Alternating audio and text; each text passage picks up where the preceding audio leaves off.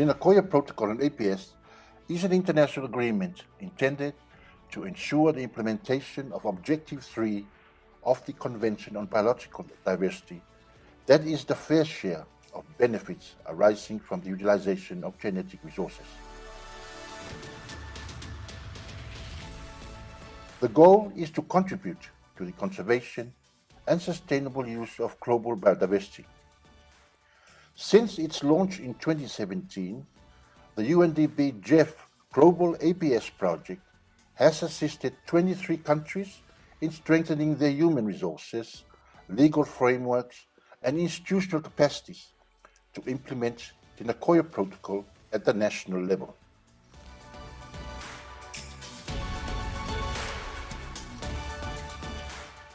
Thanks to the full commitment of project countries, the UNDP-GEF Global APS project has supported the creation of national legal frameworks, including the drafting of 23 ABS laws and regulations, 7 of which have already been approved by their national authorities.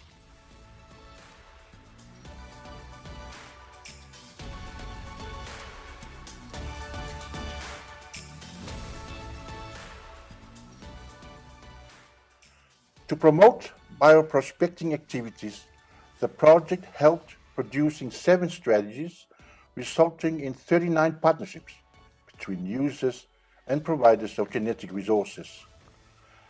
The project has supported the draft of 24 biocultural community protocols in 12 countries, 30 APS codes of conduct, and 12 measures to protect traditional knowledge.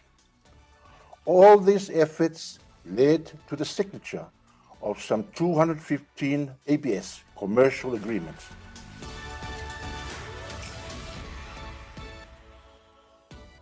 To strengthen global cooperation from governments and indigenous people, local communities to researchers, private companies and academia, the UNDP-GEF Global APS project launched the first global APS community of practice.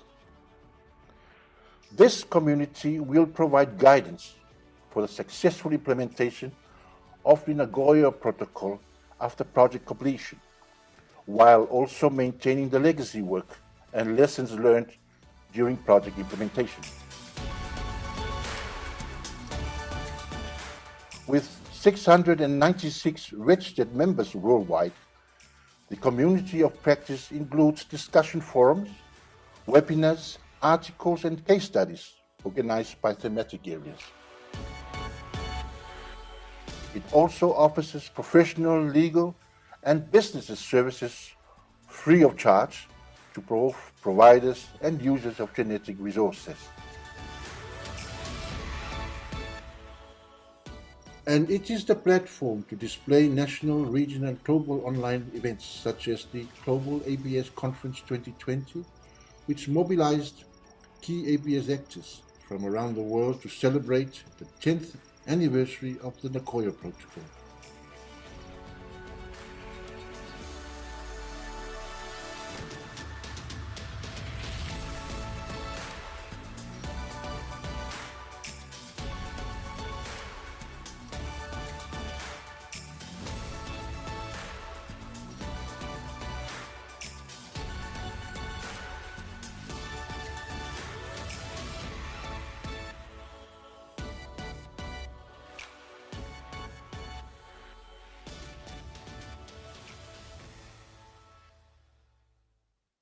Looking ahead, the objective of this final workshop is to share lessons, challenges and strategies to ensure the sustainability of project outcomes, identify gaps and needs that still need to be addressed for the effective implementation of the protocol, and to address and discuss opportunities to facilitate mutual collaboration at the regional and global levels. While this project is coming to an end, we have built a foundation to ensure its legacy lives on.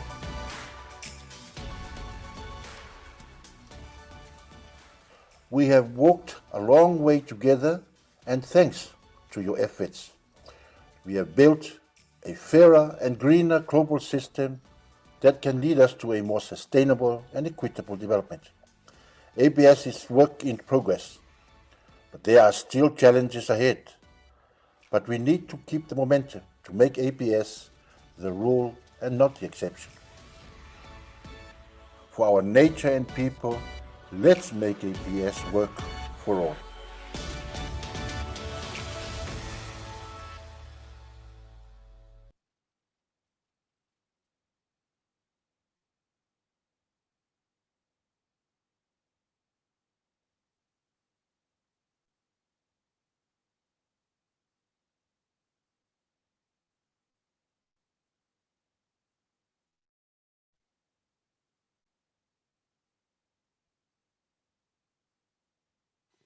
Good morning, colleagues. Welcome to this third session of the final workshop of the Global ABS projects. That is key results and lessons learned from Africa and Arab countries. My name is Alejandro Lago. I'm the manager of the Global ABS project, and I will give you a quick overview of the session and also the key instructions, technical instructions to participate in the session. This session is being recorded and it will be available through the Global ABS community, the community of practice of the UNDP-GEF Global ABS project. To help keep background noise to a minimum, make sure that you mute your microphone when you are not speaking. Participants' questions will be addressed after the panelists' presentations during the roundtable. In this case, we have divided the session in two parts. We will have 4 presentations, followed by some debate and questions and answers to these presenters, to these countries. And then we'll have another round of presentations, 3-4 countries, and then followed by Q&A also for that session, for that part. And then we will continue with other presentations and a final debate and Q&A as well. If you want to make a question, raise your hand and wait for the moderator to give you the floor, okay? To continue the discussions on the topic of this meeting, please visit the Global ABS community and leave your discussion on the forum section. So after this very short presentation, let me welcome as the moderator of this meeting, Dr. Claudio Chiarola, who is actually the program management officer at the Convention on Biological Diversity Secretariat. But as you also know, he was during the implementation of the project, our regional specialist for different countries, not just very well-defined region in the sense that he has to cover a couple of countries in Africa, South Africa and Botswana, but he was also giving support to Jordan, Kazakhstan, Tajikistan, Albania, Belarus. So he was busy and having fun during project implementation. Good morning, Claudio. How are you? Good morning, Very Alejandro. nice Thank you. Thank you so much for giving me this opportunity to see and meet virtually many old friends, I can say, and for being with you today. It's really an honor and a pleasure. So let's get started. This is very familiar in a way, so it's really great to see so many familiar faces. So Alejandro asked me to illustrate, to start with something personal, no, about my experience with the project and with the countries I've worked with. And of course, I was looking through the pictures that I have, and I have several nice ones with many friends that are today here, with Mohammed, with Leticia, with Keba, and many thoughts to what we did together and the experience what I was helping them in their countries. but I thought this will not make really justice to the other countries. So I will just say a few words and about my experience and what I think was really kind of extraordinary, and what will be the challenge ahead, I believe. So we are now really at a very critical time as we speak. As you know, negotiations are ongoing on the subsidiary body and implementation of the Convention on Biological Diversity on many important aspects, such as the means to support implementation of the post-2020 global biodiversity framework that hopefully will be adopted at COP15. And it's really a critical time because it's been a year, approximately a year, that I've actually left the ABS project, and it's about a year that we are living with this pandemic, which has really changed the way we do things, has required us to adapt to this new reality, and has also shown the impact that the actions that we take that degrade nature, the direct and indirect impact can have on the spread also of the pandemics, and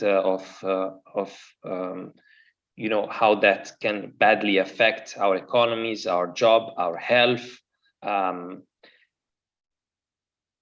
So it's the right time to reflect what we need to do differently in the future, and time's up in a way.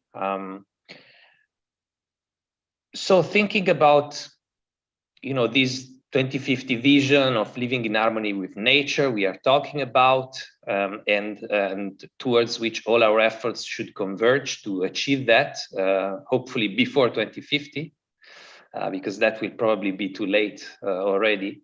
I thought, what is the common point now in all the experiences that I've the privilege of living with you and in all these different countries? And as Alejandro said, I had really the fortune and the challenge to be working in very different settings and environments. So from the former, the CIS countries, Eastern Europe, Arab, with Jordan, and of course the Southern African countries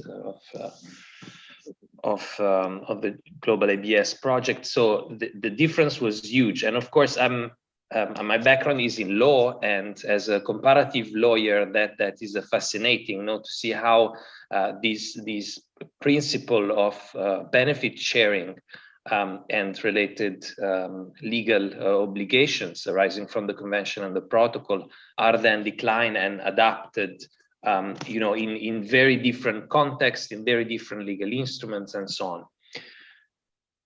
So indeed, it presents a challenge. At the same time, is a very fascinating exercise to do. And I believe the common element really that I found, despite all the differences that you can imagine, moving from one country to another that have completely different historical backgrounds, completely different legal system, different cultures, different languages, I think a very unique and common element was that all countries emphasized really the importance of conserving and focusing also on the link with, I believe, between the link between nature and cultural diversity, between biodiversity and cultural diversity, and the element of the erosion of traditional and indigenous knowledge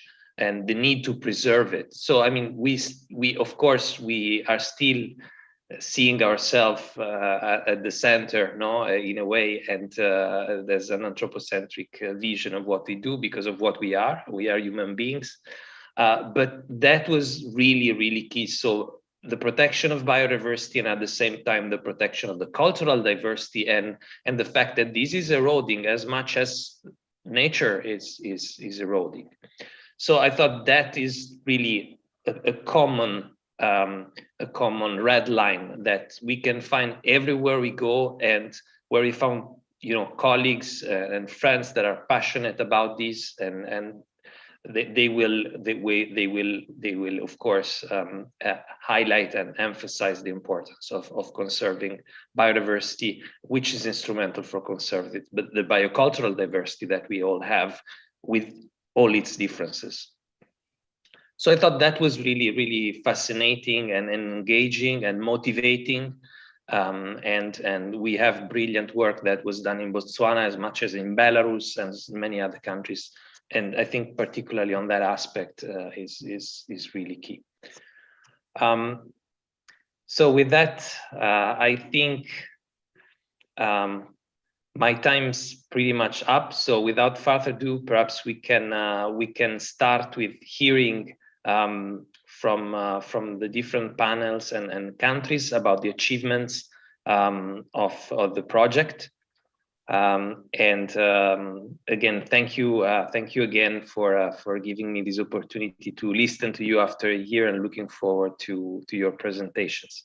So perhaps we can just check if I think Haria, bonjour Haria, si vous êtes avec nous, je vais vous donner la parole. Bonjour. Bonjour. Okay, so I'd like to thank particularly Haria Mohamed. Speaking of the experience of Comoros, I would like to welcome her here, and the more so because I had the marvelous news that she had a baby just a week ago. So congratulations to you, and we really appreciate the fact that despite, of course, the newborn, you have taken the time to be with us, and we appreciate that very much. Donc, merci beaucoup, Haria. Vous avez la parole. Merci beaucoup à vous. Et désolée de ne pas pouvoir avoir beaucoup de temps à passer ici, vu la situation que je me trouve, mais c'est une bonne occasion. Je vais profiter de l'occasion pour vous présenter ce qu'on a fait au Comores. Et ça me fait plaisir d'être parmi vous. Donc, dans la composante 1 de ce qu'on a réalisé aux Comores, parmi les réalisations qu'on a fait, on a eu à adopter la loi APA, donc en 2020. Donc, ça a été l'une de nos réalisations parmi les activités qu'on avait programmées. Donc, il y a eu ensuite les renforcements de capacité qu'on a eu à faire. On a eu à renforcer presque toutes les autorités publiques, le secteur privé, les institutions de recherche et les communautés locales. On a eu aussi à sensibiliser plus de 300 personnes sur le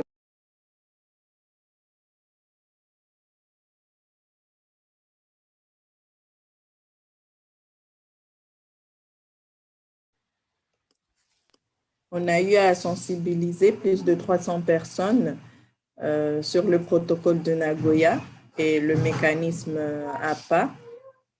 Et on a eu à faire aussi une formation sur les contrats APA. Donc, on a formé 60 acteurs de différentes institutions.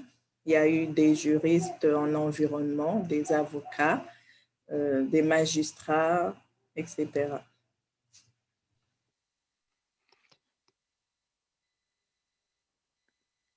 Je vais avancer dans le diapo.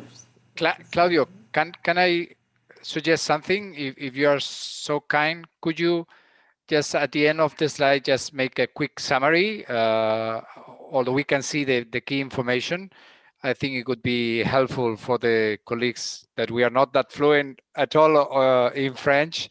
If you could summarize quickly, you don't need to read everything, just quick summary of the slide that just presented, has been presented by Haria. Sure, no problem. Thank you, Claudio. And apologies for putting you on the spot. No problem at all. So the interventions that have been realized through the support of the Global ABS project during the period from 2017 to 2021 have achieved to provide the country for the first time with a legal framework and a regulatory framework on ABS. And in relation also to the protection of traditional knowledge. They have reinforced capacities to implement the protocol, the Nagoya Protocol, and the ABS mechanism that is managed by public authorities, and as well to reinforce the private sector actors and institutions from the research community as well as local communities. The awareness raising and training activities have involved more than 300 stakeholders, informing them about the Nagoya Protocol and the ABS mechanism in Comoros. And 60 stakeholders belonging from 60 different institutions, including legal environmental lawyers and judges, have been trained on the legal aspects related to ABS and the elaboration of ABS contracts. Haria, vous pouvez passer au suivant diapo, s'il vous plaît. Merci. D'accord. Vous avez la parole.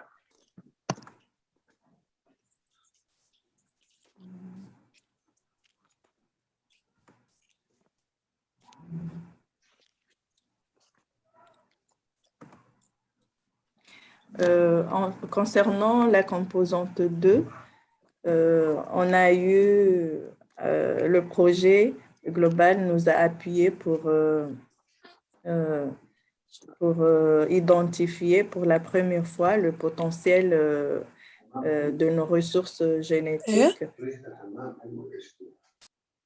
Donc, on a eu à identifier le miel et les produits de ruche, le noix de muscade, le gros thym. Donc, on a eu à faire des enquêtes sur le terrain et ce sont des études qui nous ont permis d'avoir plus de connaissances sur ces ressources et de connaître leur potentialité.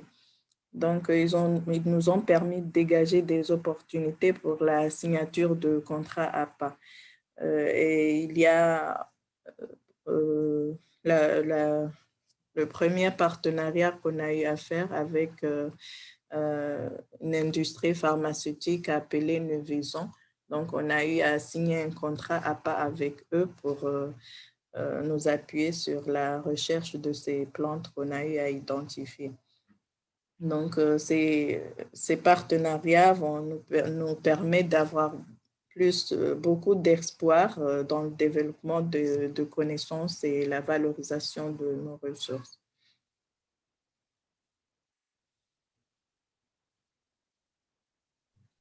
Thank you, Haria. Perhaps I can just translate that bit.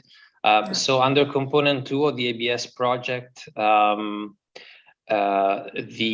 the first time, Comoros has had the opportunity to look into the potential for bioinnovation of their genetic resources, notably through the study of free bioresources, including honey and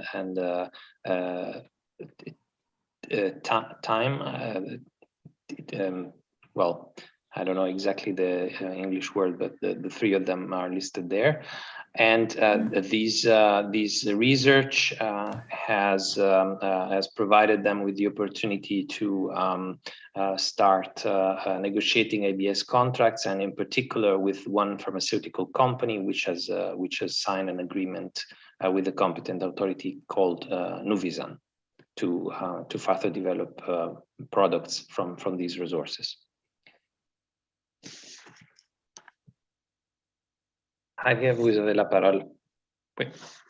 Donc, en plus de ce recensement, on a eu aussi à faire un recensement global de presque tous les premières ressources utilisées au Comores. Donc, on a eu à faire ce recensement et on a déterminé 101 ressources génétiques prioritaires utilisées dans la pharmacopée traditionnelle, dont 88 ressources végétales et 13 ressources animales. Donc, c'est parmi les premières ressources utilisées au Comores. On a eu aussi à former les utilisateurs de ressources génétiques sur les contrats APA aussi.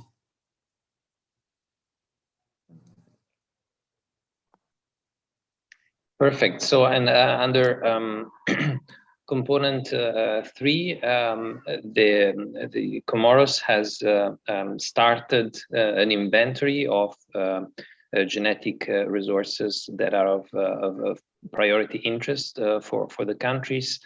They have for now identified 101 genetic resources that are utilized in the traditional medicine in Comoros. 88 of them from plant genetic resources, and 13 of them from the animal genetic resources. And these has also contributed to the development of capacities of the traditional users and owners of those resources.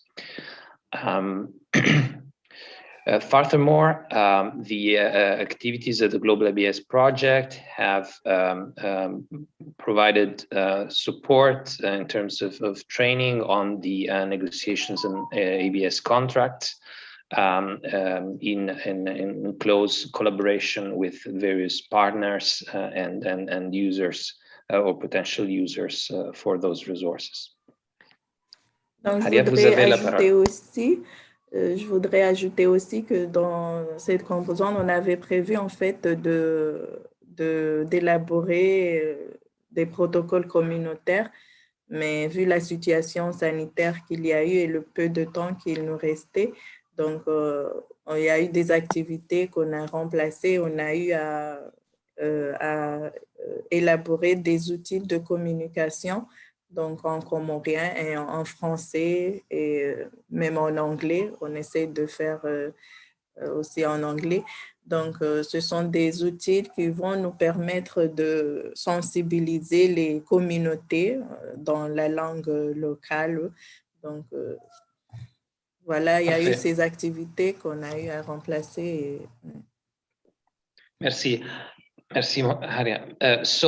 Furthermore, initially, the project had envisaged also to develop some biocultural community protocols.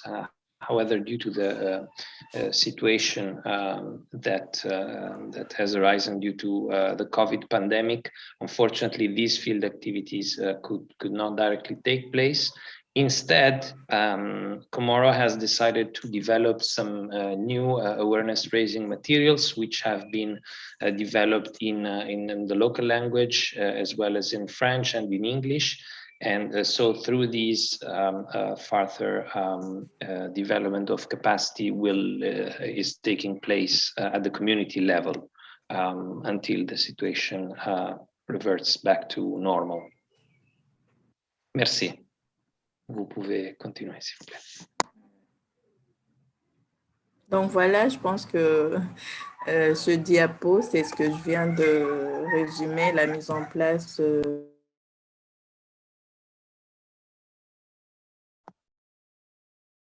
Harry, vous êtes...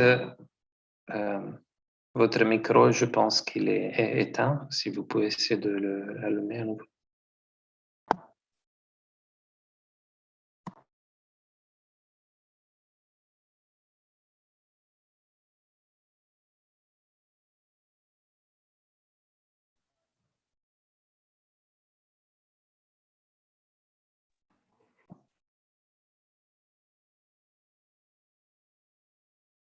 Allô? Harry? Allô? Oui, parfait. Voilà. C'est bon. Donc, en fait, je disais que c'est ce que je viens de résumé tout à l'heure qu'il y a eu des activités qu'on a remplacées avec d'autres activités vu le temps qu'on a eu. Donc, c'est presque, ce diapo, c'est presque ce que je viens de résumer tout à l'heure.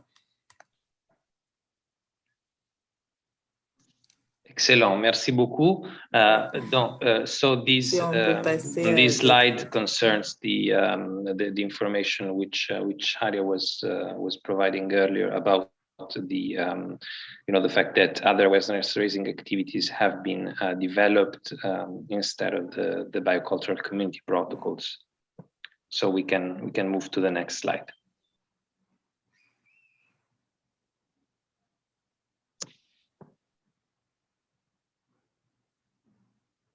Donc, pour ce qui est des défis, en fait, aux Comores, vu que c'était la première fois qu'on a eu à mettre en place le mécanisme APA, donc il y a eu des manques, on a eu des manques d'expertise nationale. Premièrement, c'est ce manque d'expertise nationale qui nous a un peu, qu'on a eu un peu comme défi. Donc, il y a eu aussi le manque de données sur les ressources génétiques. Donc, c'est pourquoi on a eu à faire ces recensements et c'est sur le terrain. Donc, il y a eu aussi la résistance rencontrée auprès des grands exportateurs de produits de rente. En fait, pour le moment, on remarque qu'il y a beaucoup des exportateurs de produits de rente. Donc, c'est un peu, c'est pas facile, c'est un peu difficile de les convaincre tout de suite de changer de manière, mais on a essayé quand même de les sensibiliser et de leur montrer l'importance de signer des contrats APA. Donc, il y a eu aussi des décideurs qu'on doit essayer de sensibiliser encore plus sur les avantages monétaires et non monétaires. Merci beaucoup. Donc, concernant, I'll switch to English. As regards the major challenges that Comoro is facing in the implementation of ABS, we have mainly four elements. So first of all, the fact that there needs to be more expertise built at the national level regarding how to implement ABS mechanisms. And notably in relation also to the negotiations of the ABS contracts. Secondly, the fact that Comoros was lacking deep knowledge about the potential value of their genetic resources, and that's why again the project contributed to start the inventory, which was referred to above, and then more specific studies on those resources. And thirdly, the fact that there is a certain resistance from the large exporters of bulk products to sign ABS contracts. And therefore, there is of course this issue of resources being traded as commodities internationally, and then they get into the kind of R&D cycle later on. So how to close that loophole. And finally, the fact that decision makers are not sufficiently aware of the advantages, being them monetary or non-monetary, that the country could benefit from when applying properly the ABS legislation. Thank you. Merci Aria. Vous pouvez... Oui. Oui, merci. J'espère que ça a été compréhensif. C'était super. Merci beaucoup. Merci beaucoup pour votre contribution et encore une fois, congratulations pour vos enfants. D'accord. C'est super. Merci beaucoup. Merci à vous. Merci, au revoir. Merci. Au revoir. Okay. So unless there is some direct question to the presentation or points for clarification, which I'll be happy to translate if necessary, we can perhaps release Haria for now, and we move on to the next speaker. So Mohammed, you have the floor, and Mohammed will be talking about implementation of ABS in Jordan. Over to you. Thank you, Claudio. Hello, colleagues. Let me just share my screen. All right. Okay, so hello from Jordan, everybody.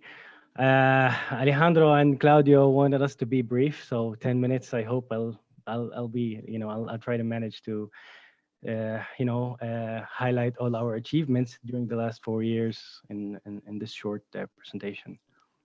So I will start with we conducted multiple and a series of awareness sessions and consultation sessions in collaboration with the IUCN, the International Union for Conservation of Nature, the ROA office. And we had many engagement from different stakeholders regarding the drafting of the ABS bylaw, the national ABS bylaw here in Jordan. And finally, I would like to announce here also that we, a couple of days ago, actually 2 days ago, we were successful in endorsing and officially publishing the national ABS bylaw here in Jordan. So thank you for that. That is a very good achievement for us here in Jordan. Of course, the bylaw also includes 2 annexes, which is the prior informed consent and the mutually agreed terms forms. We hope to translate these documents also to English and upload them on the ABS platforms and also on the clearinghouse mechanisms of Jordan. We also conducted a mapping of traditional knowledge that is directly linked with genetic resources for both fauna and flora genetic resources in collaboration with the Royal Botanical Garden. We actually had, it was very interesting actually doing this mapping exercise. We had to engage with a lot of elders of that have very high knowledge regarding our traditional knowledge here in Jordan. And the document was submitted to the government in order for us to upload some of the components, if we can also, with the consent of the local community, that is, to the CHM, the Clearinghouse Mechanism of Jordan. We also participated in the first National Conference on Environment and Development here in Jordan as a project. We had a side session that we discussed the bylaw that we were drafting by that time, and we had also a booth that was showcasing some aspects of ABS and the Nagoya Protocol. The workshop was very successful actually, and we had more than 1,000 participants from different stakeholders. We also formulated the bioprospecting strategy in collaboration with different stakeholders from the public and private sector. We also were privileged actually to have Alejandro Lago with us during this workshop, and Claudio also. And we were actually honored also to have Her Royal Highness Princess Basma with us in these workshops, where she was a champion. Actually, she is still a champion for us here in ABS. We worked also on formulating the biocultural community protocol for the Al-Disi and Wadi Rum local community, where they highlighted the aspects they highlighted the aspects of accessing to their genetic resources. And we, for component 4, we participated in drafting the Jordan chapter of the first volume. And hopefully we can have the second volume published soon. We also have we constructed a story that was also showcased in the ABS Community of Practice website on how to grow plants in the desert of Jordan. So I hope that you guys had the time to read it. It's very interesting, and it showcases a lot of experience that's here being done in Jordan. We were actually also privileged and honored to have to have the Nagoya Protocol, to celebrate the 10th anniversary of the Nagoya Protocol, as in collaboration with different stakeholders. And also we had the final session that was we had the panel that was chaired with her Royal Highness Princess Basma. Okay, so challenges. I believe all countries here with us had many challenges. For us, I tried it to be short and brief. So we had a challenge in identifying the local community for certain plant species, and also the lengthy procedure of the endorsement of the bylaw. As most of you may know, we started in December of 2017, drafting the bylaw, and we had it endorsed a couple of days ago. Another thing I think most of the countries were facing is the private sector engagement. For us here in Jordan, the private sector, unfortunately, we're seeing the ABS, or the Nagoya Protocol, as an extra burden. But in fact, it's going to be sustain their genetic resource, which is in the end going to benefit the private sector. To help combat this, or as a response to this issue also, what we did was we formulated a concept note that was submitted to the Global ABS Project, requesting extra funds to conduct analysis and bioprospecting of one of the plant species that was identified as of importance to the local community in Wadi Rum, to be specific, which is the Al-Ghada. And we conducted this analysis. We went through the pick and the math of, even though the bylaw was still not endorsed, to have like a pilot case that we can showcase as Jordan. So the the results of the research are very promising, actually, and we are going to explore further possibilities to see if there is any possibilities of future partnership with private sector that can complete these analyses and end up, as a pharmaceutical product in the end. Before the project, we had, access to genetic resources. What was done in an uncontrolled way, we can say. Local communities were not aware of the ABS concept, the Nagoya Protocol, limited national capacities also to implement the Nagoya Protocol. And after the project, we have now the bylaw here, and it's enforced now after it's officially been endorsed and published in the official gazette of the government. Local communities are aware. We had multiple workshops actually with local communities, with different stakeholders from the academic sector. We had different workshops with universities, especially with students that are working on research, and many entities now are aware of the Nagoya Protocol. In the end here, Alejandro and the team asked us to prepare a video that that's going to be something interesting for us to watch. So hope you have fun.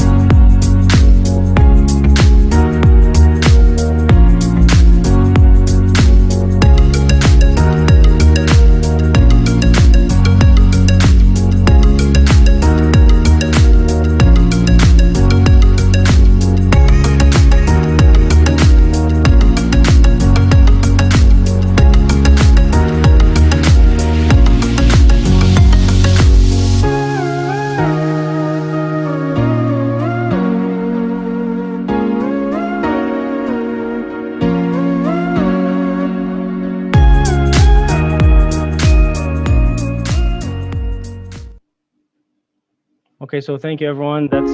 That's from us here in Jordan. And over to you, Claudio.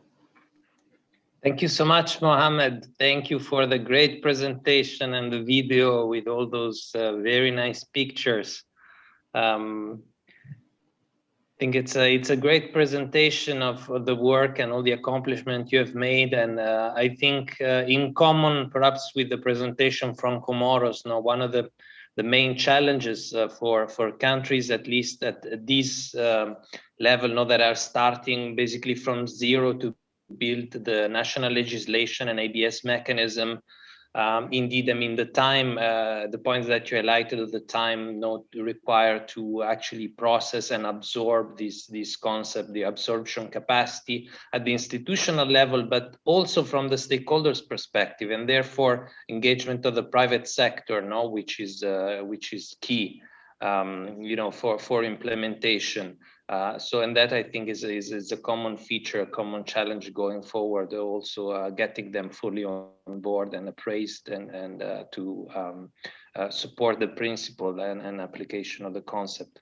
So now we will hear from Letitia the experience of South Africa, which is actually a country that has been practicing ABS for many years. So we will see probably the difference now with the experience in Jordan and Comoros, because the level of maturity, you know, of implementing ABS obligations and legal frameworks is very different, and I'm sure the challenges would also be different.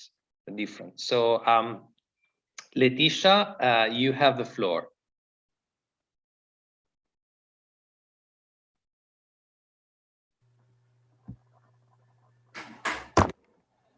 Thank you very much, Claudio, for this wonderful opportunity to share some of the achievements and our experience in terms of implementing the South African component of the UNDP-GEF Global ABS project. It was such an exciting journey for South Africa.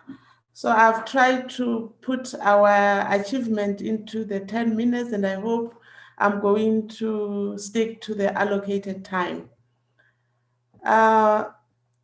With the first component, oh, my slides are not moving. Okay, thank you. So the slides were delayed a little bit. So in terms of the first component that was looking at the improvement and development of national ABS framework, as Claudio has already indicated that South Africa entered this partnership with policy in place that were already implemented in the country.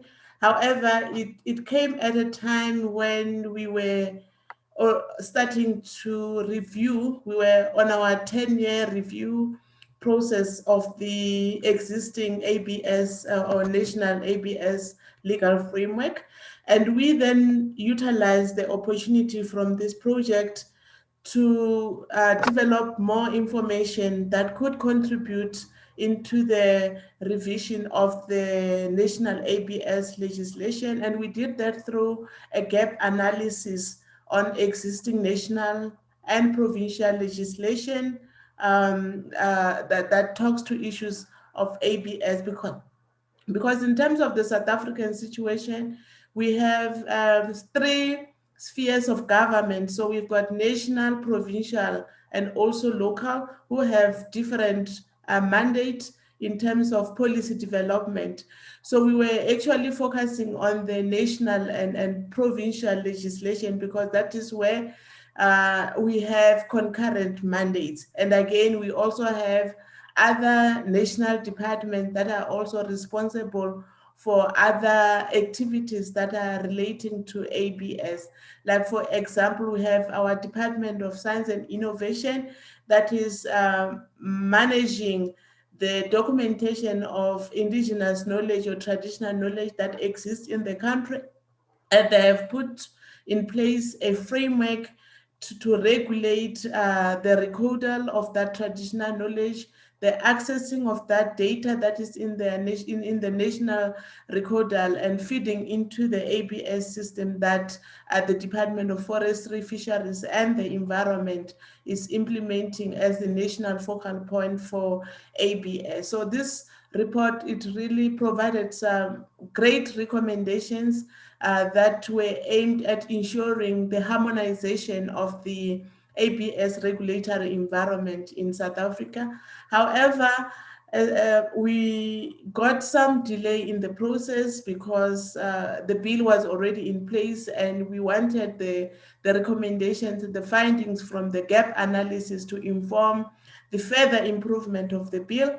So we experienced some delays in terms of the approval of the bill so that it can be open for public participation and we can then utilize the work that was undertaken through this project to inform the improvement of this national revised framework.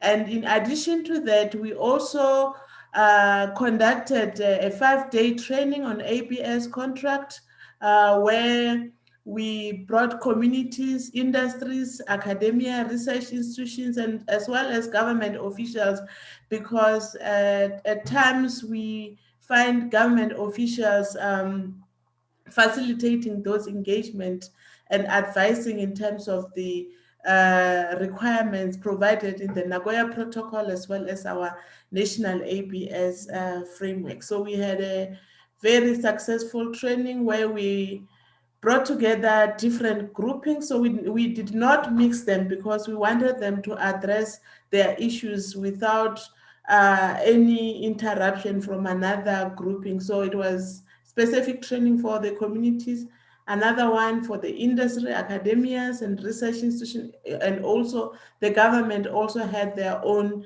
separate training so that we have a focus session where they maximize the learning in terms of the ABS contract that are required in terms of the ABS frameworks. So in terms of the component number 2, which is largely about building the trust between users and providers, so we decided that we'll use the allocations to improve information access as well as networking between the various players in the area.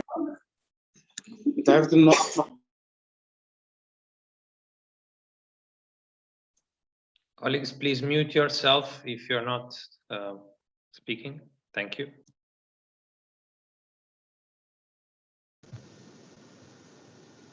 You have to unmute yourself. Apologies. Oh, I muted myself throughout. No, we did because there was some noise. Apologies. Okay. So did you have the first part on the component? On the Yes, first yes, component? we could hear you perfectly. I think All there right. was some other sound coming in at some point, but you can Okay. continue. We heard Thank everything you. you said. Okay, thank you very much. So I'm now on component number 2, where I'm talking about the development of the BioPanza website. BioPanza is an acronym that stands for Bioproduct Advancement Network for South Africa. So that's a network where we want to bring the various role players in the bioprospecting environment to interact and share ideas. Is managed by the 3 departments in the country, our department in partnership with the Department of Science and Innovation, as well as the Department of Trade and Industry, because those are the 3 key departments that are interfacing and supporting our industries and communities in the space of ABS in the country. We also developed some studies just to analyze the situation of our enterprises who are active in the space of bioprospecting so that we can document and understand how they are applying the ABS principles in their business model. And again, we also conducted a feasibility study because we want to establish a national compound library, because what we've learned in the country is that there's pockets of compound library that are housed by various institutions, especially universities. So we want to have a national facility where we can collect all, our genetic resources from all components of biodiversity, not necessarily focusing, say, for instance, on microorganisms, because you'll find that one institution is only interested in microorganisms and they're not interested in other type of species. So with the National Compound Library, we want to be able to have all the genetic resources covered in that national facilities and managed by government. And again, we've also developed our ABS communication strategy, because I know we always do a lot of activities, but we've never put it in writing.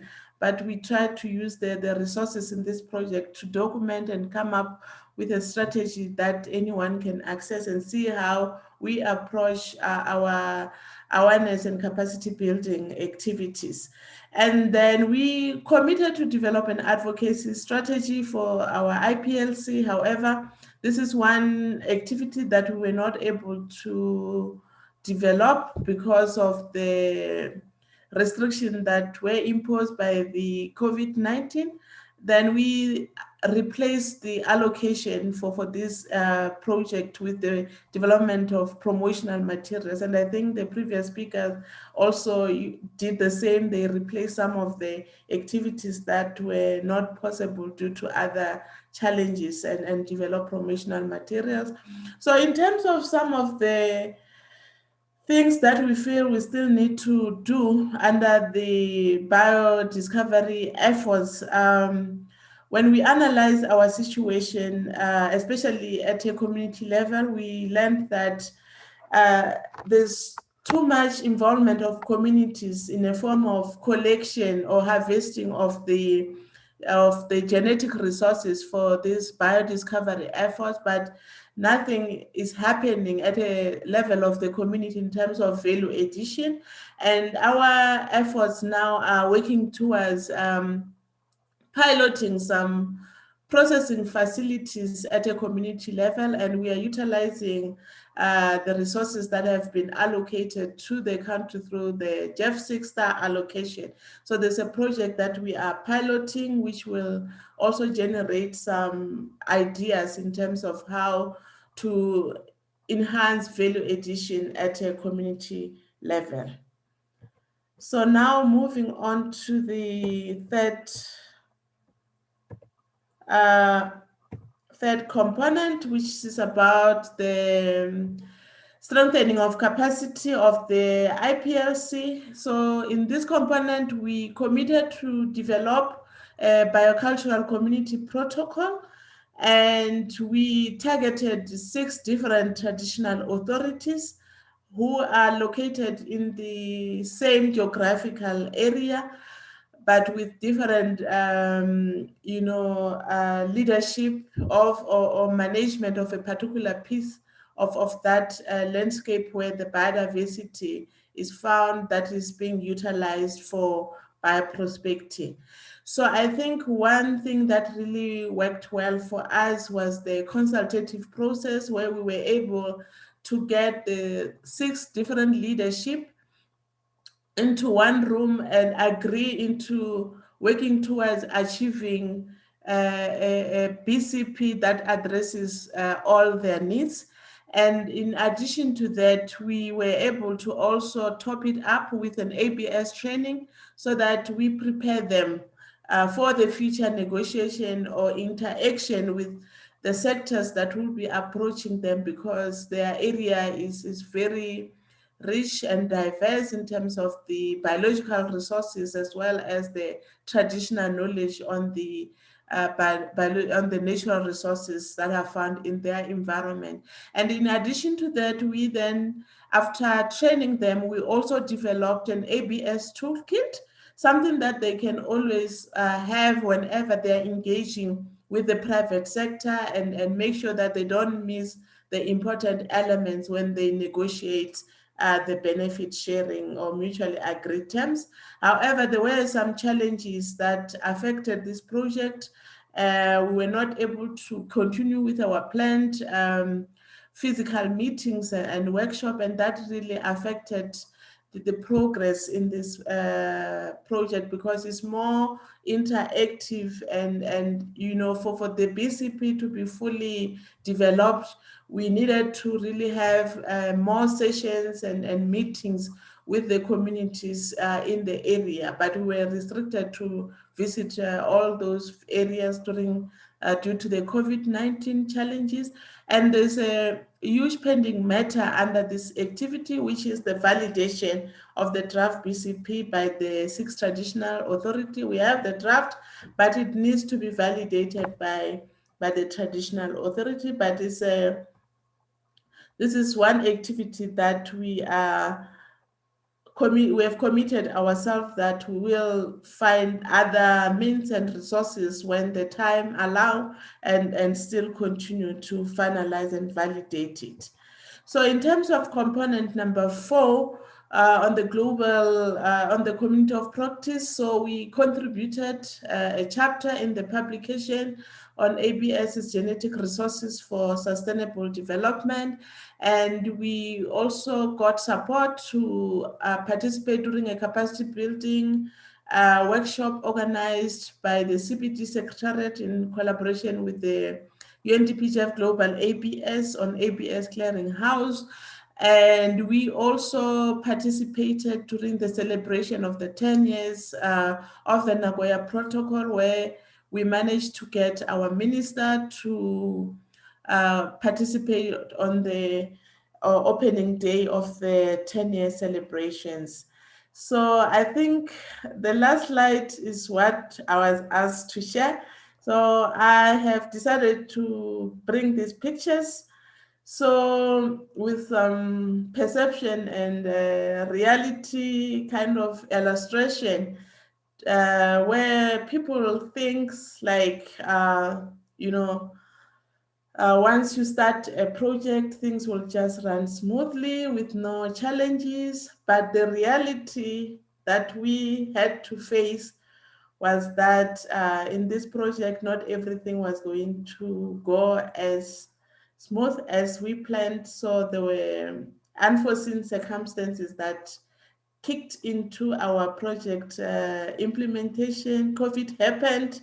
You can see the pictures below there that everything was looking good, and we were like gearing up, you know, to see more success in this project. But when you look on the top right picture, you can see now COVID happened and there was a lot of restriction, and we did try, you know, to still keep distance, but for the purpose of that picture, you can see we try to still show unity and be together.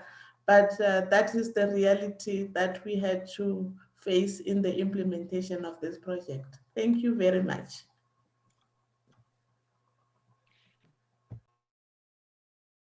Thank you so much, Letitia. Thank you for the great presentation and also for sharing this picture. And of course, South Africa really is a country that is inspiring many others and a point of reference, when it comes to implementation, because it allows us to think and reflect on kind of the challenge we get when we arrive at level 2 of ABS, so to speak. So you are really ahead of the curve.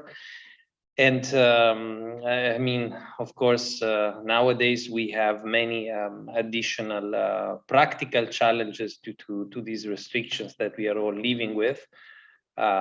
Indeed, we thank you and appreciate your engagement and commitment to overcome those as the condition might improve with respect to your direct engagement with the beneficiaries and IPLCs in South Africa to complete that work and engage them for the validation of the BCP in particular. And again, you have been a model, I think, for many other countries in terms of how they could actually promote these type of tools with communities.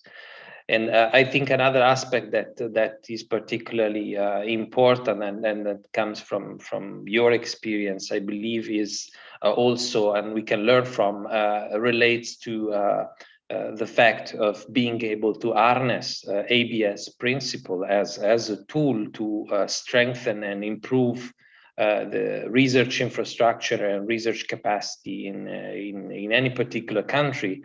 And so, of course, that comes with challenges of interdepartmental and interinstitutional coordination at the national level. The more the ABS instrument and principles now get implemented and become part of the DNA of our institutions at the national level, the more they need to coordinate between them for harnessing these new instruments.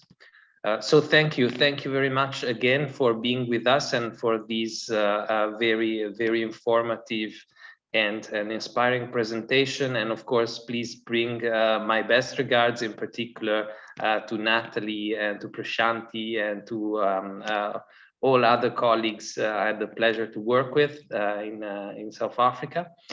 And so if there's any direct question to Letitia, other colleagues, please feel free to raise your hands for quick questions or point for clarifications.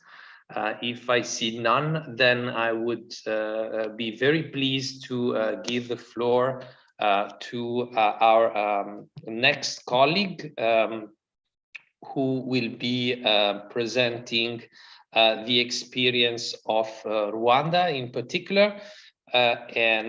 So Dr.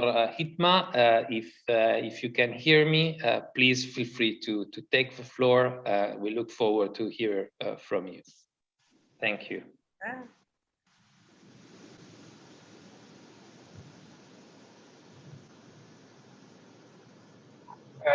Claudio, are you this Rwanda? Dr. Hitmar, or are you introducing Rwanda? Because this is Rwanda. Yes, my mistake. Apologies. Rwanda comes next. I made a mistake. Is Rachel with us?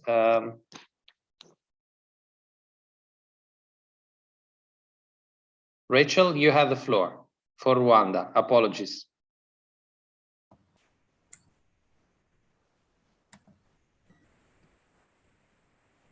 Hello. Can you hear me?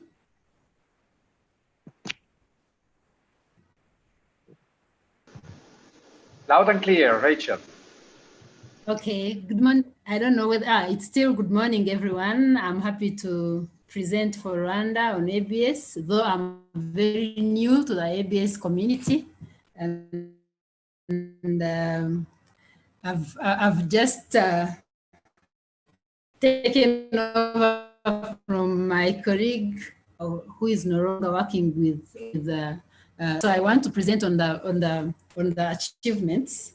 The national ABS regime before the project and the current status in Rwanda. Before the project, there were no regulations related to ABS, no coordination mechanism, but the project reviewed the national law on biodiversity and national law of wildlife. Now the two separate laws were reviewed to include ABS principles and become one combined law. The biodiversity conservation in Rwanda. Now we have in place what the project provided, improved coordination of ABS initiatives and other similar initiatives implemented in Rwanda. The project provided a clear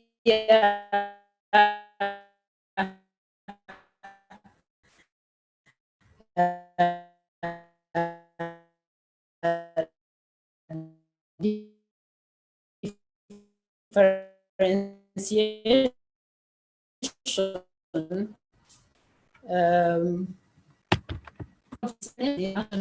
as well.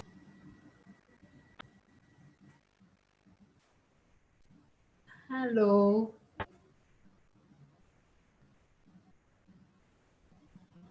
We can hear you, Rachel.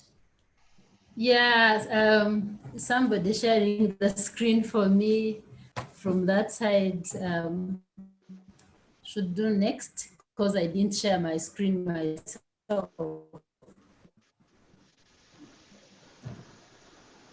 There you go.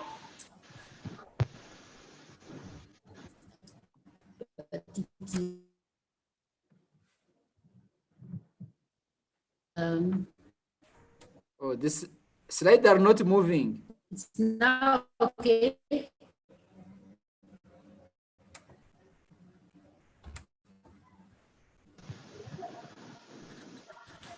Okay, The project facilitated the following guidelines on access and beneficiaries. You want to move to component 2?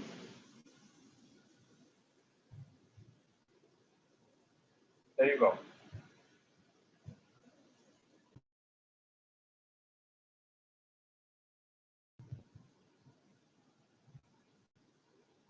I think we are experiencing some problems regarding the sound from Rachel.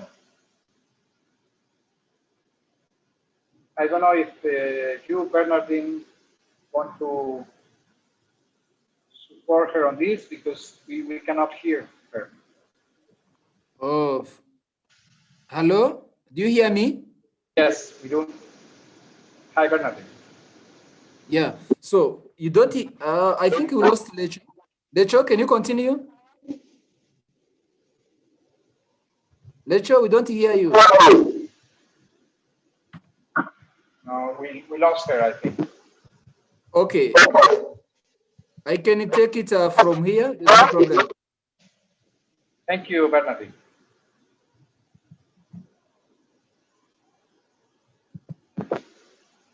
One second. Rachel is rejoining. Her connection had just dropped, so trying to rejoin again. Apologies, sorry. Please go ahead. I think we can hear you now, if you wish to continue. Thank you.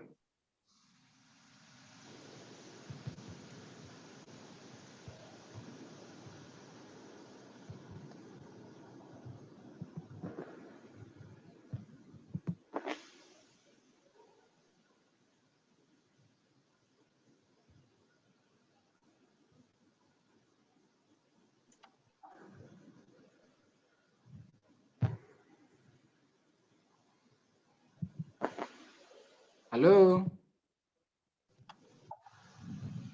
Hello, Bernardine. It seems that Rachel is having some connection issues. If you feel confident, if you could continue, and if she rejoins, she will be able to continue. So, do you mind, Bernardine? Janet, Janet? Hello? Oh.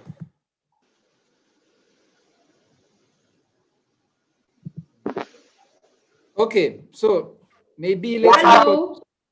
Yes, Lecho is back. Can you hear me? Yes, yes, Janet, we hear.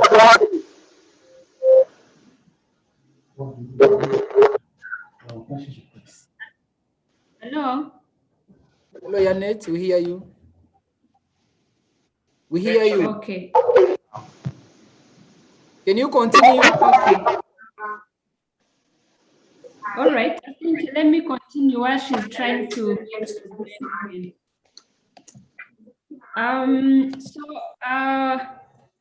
in terms of the impact of APS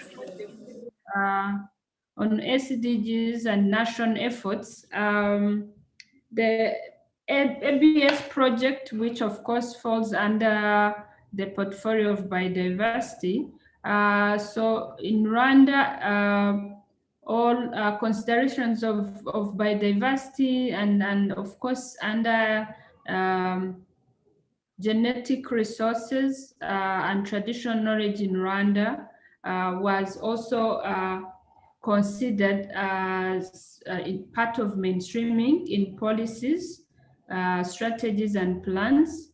of course, at national level and local level. And as what Rachel had mentioned, the ABS have helped in revising the biodiversity law and wildlife law we had in Rwanda, which now have been combined into one law. So ABS components or genetic resources and traditionally related aspects were also incorporated in the law for biodiversity and the wildlife law.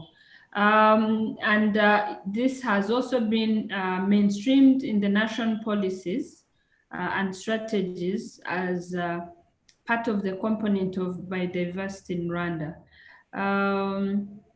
There has been also, as part of that, not necessarily done by ABS, but with contribution of ABS, there was also biodiversity expenditure review. These are some of the achievements that even ABS contributed to, which were not directly done by the ABS project itself, but that contributed to this. So we because we have another project called Biodiverse Finance Initiative, which looks at the biodiversity aspects. So ABS has been working hand in hand with this project to make sure that aspects of biodiversity and ABS or natural genetic resources are incorporated among the initiatives under the Biodiverse Financial Initiative projects. The next slide, please.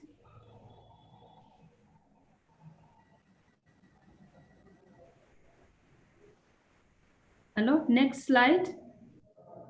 Okay, so on the achievements, there were 2 exchange visits that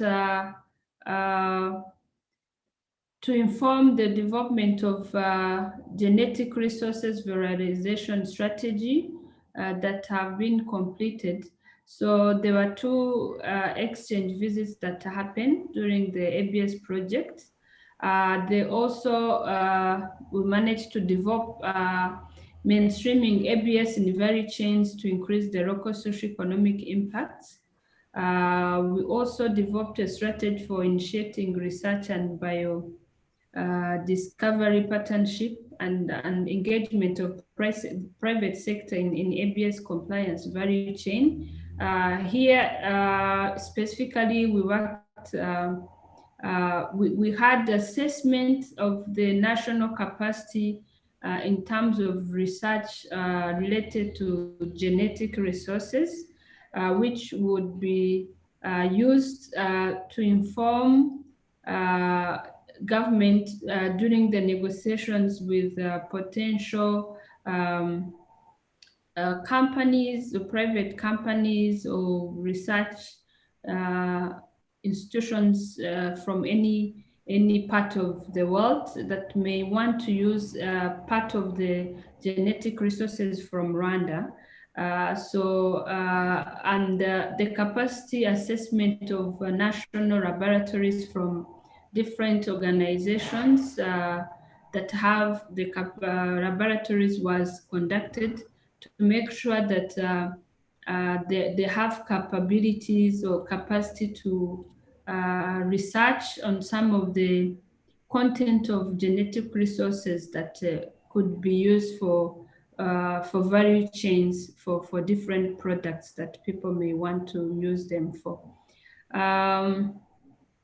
Also, the level of awareness among genetic resources users and providers, meaning in the government, research communities, local communities, have been improved. So there have been capacity building for these people through awareness raising on the national television, but also through some workshops that were conducted to raise awareness for these people, including tradition healers or the community, people living in the local communities, and the relevant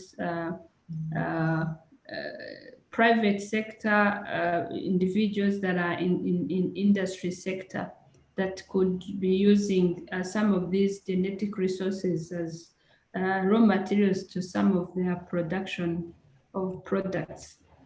Next.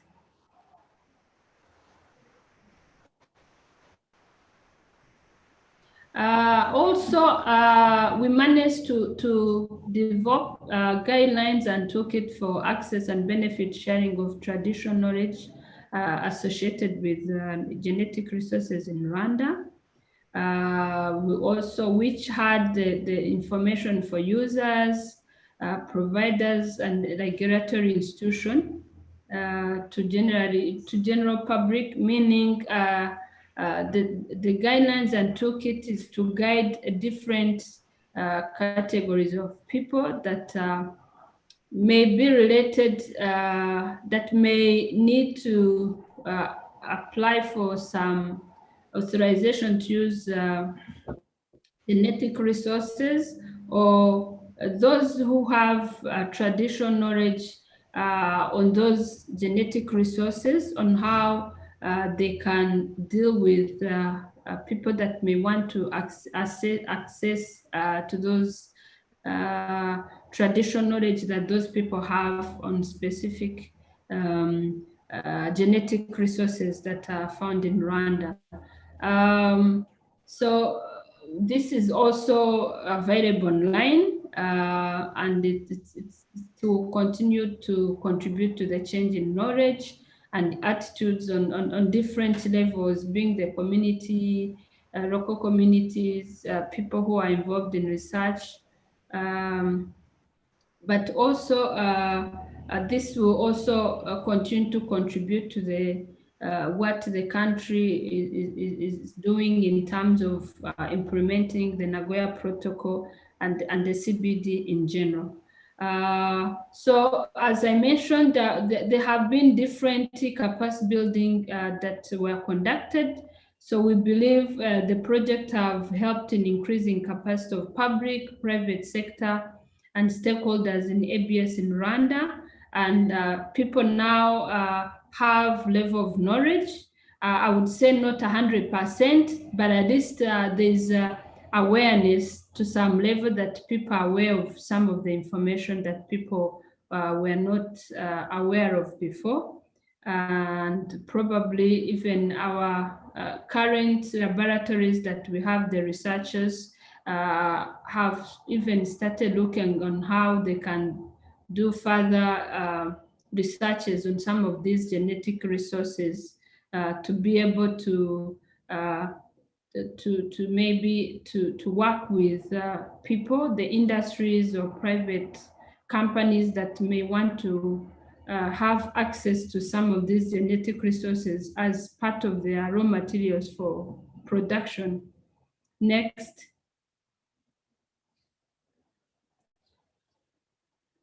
So under component 3, the main achievements, of course, Rwanda does have indigenous communities. The project addressed this component with local communities.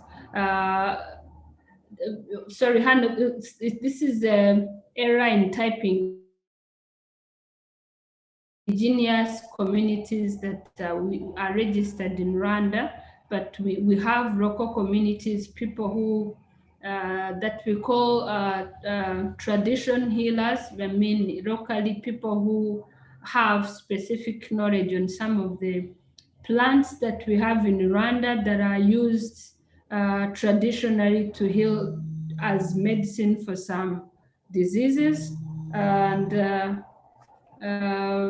so the local communities were fully and effectively engaged. We had different sessions or capacity building sessions with them, trying to show them or to raise awareness to them that what they know, the knowledge they have on on our indigenous plants or plant species.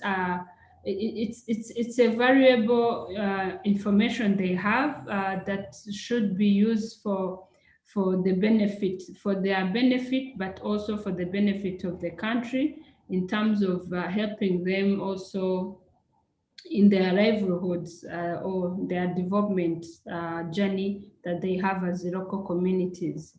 So, and also they were told, or they were taught on current regulations and how they should be using those resources for sustainability, but also for the management of those genetic resources that we have in Rwanda as resources for the country. Local communities also were informed on how they have the government as their backbone in terms of that capacity the government have now started to put in place that will be helping them during the negotiations with potential requests that may come to use some of these resources, or to use some of their knowledge that they have on some of these genetic resources. So 2 workshops were conducted targeting tradition healers and these research institutions, then academia and the private sector and non-government organizations that are involved in biodiversity management and conservation. And they also had some field visits to some of one of the we have environment and biodiversity museum that the government of Rwanda have just recently established. And of course, it's not yet at the level that we are proud of, but at least there's some information in terms of biodiversity resources that we have in Rwanda, and how these natural resources can be conserved. So there was a field visit to this museum for people to be aware that there are different information, there are different biodiversity richness that the country have as natural resources that need to be used and managed sustainably as part of raising awareness. Next.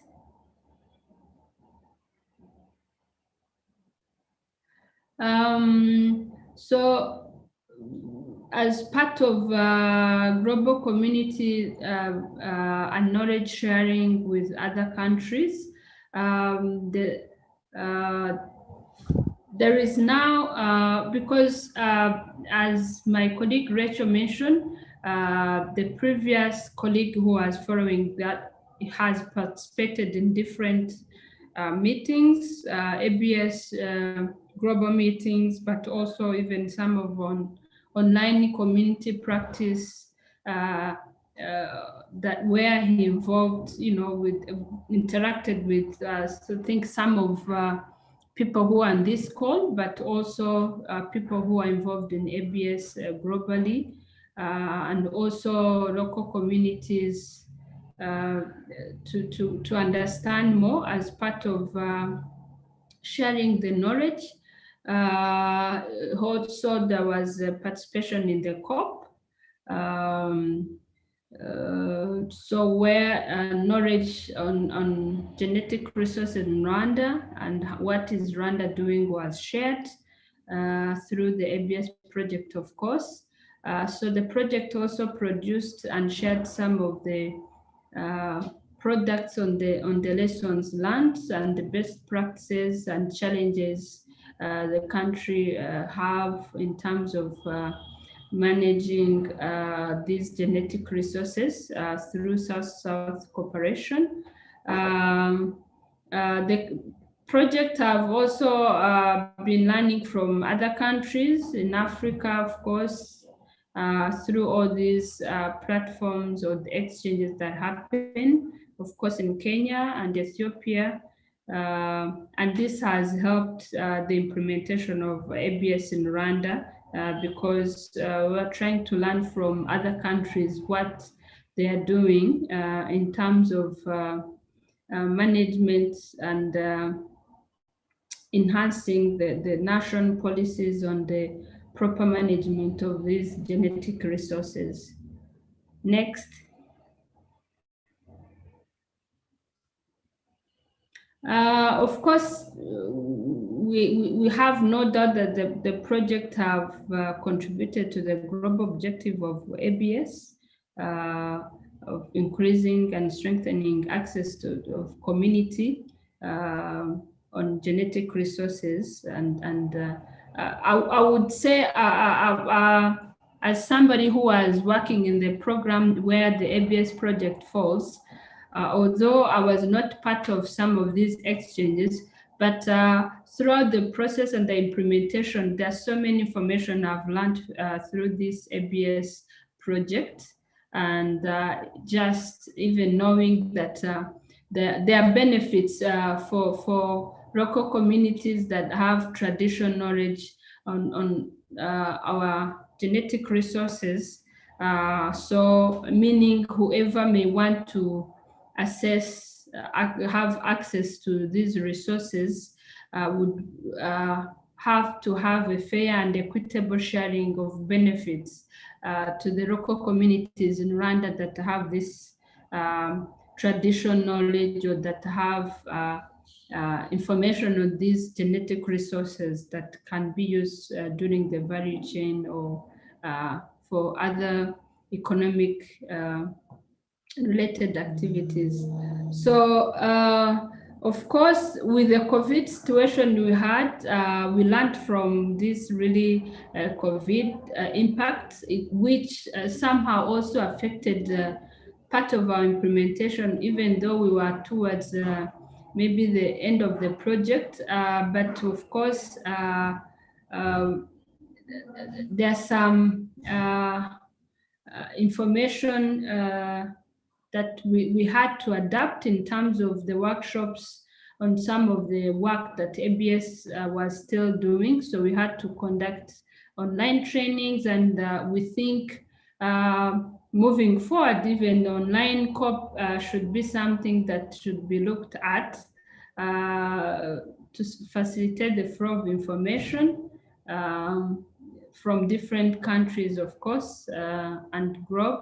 To make sure that more people are aware of what is these genetic resources and the benefits that may be, and what the laws and regulations internationally, but also at the country level, have in terms of the benefits the countries have and local communities on these genetic resources. So the awareness raising should be continued. They should continue engaging,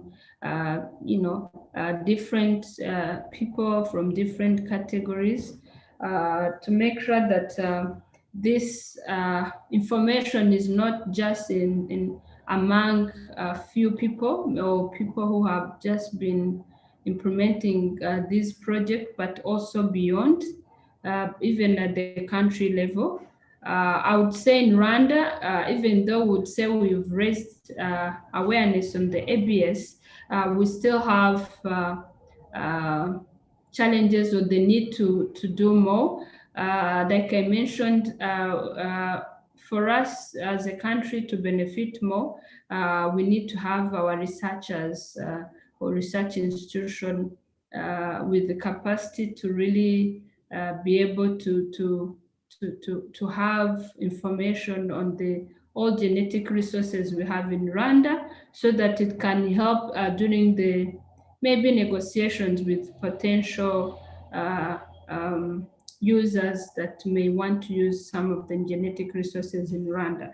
So even though the project did amazing work, but there's also still a need to continue raise awareness to the local communities, the government institution continue to build capacity of the government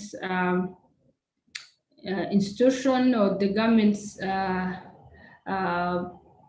technical teams that will be facilitating during the negotiations with these probably private companies or research companies that may want to use some of these genetic resources in Rwanda in different activities.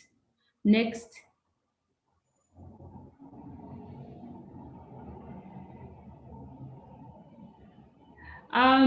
So looking at some of the challenges we had during the implementation of this project, what we saw is like being a global project, there was a bit of generalization at the beginning where we had some challenges at the start of the project in the tendering processes, generalizing some of the activities that not necessarily were applicable or in the context of all countries that were implementing, capitalizing the concept around indigenous people, yet not all countries have these people, including Rwanda. So at the beginning, the project had that part of generalization of everything, yet the countries were at different levels. So we think moving forward, maybe for similar projects, they should be considering country perspectives to be able to fit into the needs or what the countries have as a priority in terms of implementing these ABS projects. Of course, there was also a challenge of financial constraints in the project. We had some limited budget to start and trigger the engagement of all concerned stakeholders. So like I mentioned, we were not able to really have, I would say, all people that were thinking should have these, should be engaged or should be trained or given capacity on this. We were thinking having pilots or demos or activities within the communities could have, triggered a bigger impact or helped a lot. But of course, due to the budget, we are not able to do this, which is something that we think if the global ABS is thinking of maybe next phase, this is something that should be looked at. Of course, there was limited capacity in the country. So relying on international expertise, given the nature of the project, somehow it was a challenge where some of the procurement, we had to repeat them because we were not able to get local expertise on this. And I think at some point, some international expertise were supposed to be shared among the countries. So it also created some delays, specifically on some of the studies that were to be conducted. So these are some of the challenges that we had throughout the implementation of the project. Yes. This, of course, comes at the end of my presentation. What I want to share, as you can see on the picture, there's a picture of a green landscape with water. Those are some parts where we find our natural genetic resources found that the government of Rwanda is still trying to manage. And we hope moving forward with the support of the ABS and the sharing of information from different countries, Rwanda will continue to strengthen its efforts in terms of managing its genetic resources for sustainable development. Thank you. Thank you so much, Rachel, for the very rich presentation of the experience of Rwanda. And of course, you've highlighted all the efforts during these 3 years, and also the importance now of keeping momentum and of the role of the community of practice on ABS. And I'm sure those virtual and perhaps also physical activities at some point will continue, and we will hear indeed plans around the work of the global community of practice later on from Augustina. So thank you so much again, and apologies for the initial confusion when I called you. So with this final presentation, we've now heard from Comoros, Jordan, South Africa, and Rwanda. So we've completed the first round of presentation, and I would like to give an opportunity to anyone, if you have any comments or questions specific to these countries, to raise your hands and take the floor, and perhaps to Alejandro to make a few remarks if you wish, to break the ice. And then we move to the next block of presentation. So Alejandro, you have the floor. No, just to thank colleagues for the great presentations, which I think cover very well the results, no, the key results obtained in the different countries. And no, at this moment, as we are running a bit late as usual, due to the length of the different presentations, which is great, just to offer the floor to the colleagues from those countries that want to make any remark or any question to the speakers, and if not, we move to the next block.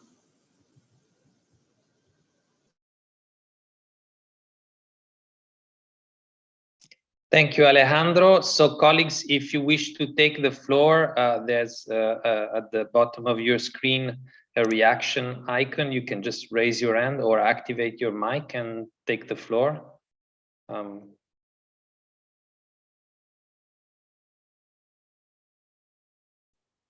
If not, I would kindly ask perhaps Keba to get ready as we start the second roundtable.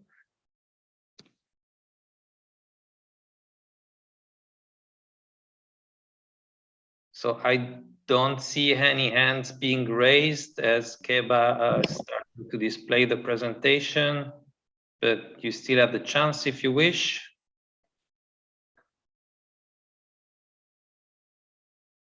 Okay, so Keba, welcome again and great to see you. And you have the floor. Please go ahead, and we look forward to hearing from you about the experience of implementing ABS in Botswana. Over to you. Thank you. Thank you, Claudia, and good day, everyone. Can you hear me? Hello? Loud and clear. Thank you. Oh, okay. Thank you. Considering that this is the final workshop for the project, I would like first to thank the Global ABS team for the administration and technical guidance, the UNDP, the GEF as the funder, and all the consultants that we worked with during the implementation of the project. I don't see my presentation on the screen. Hello?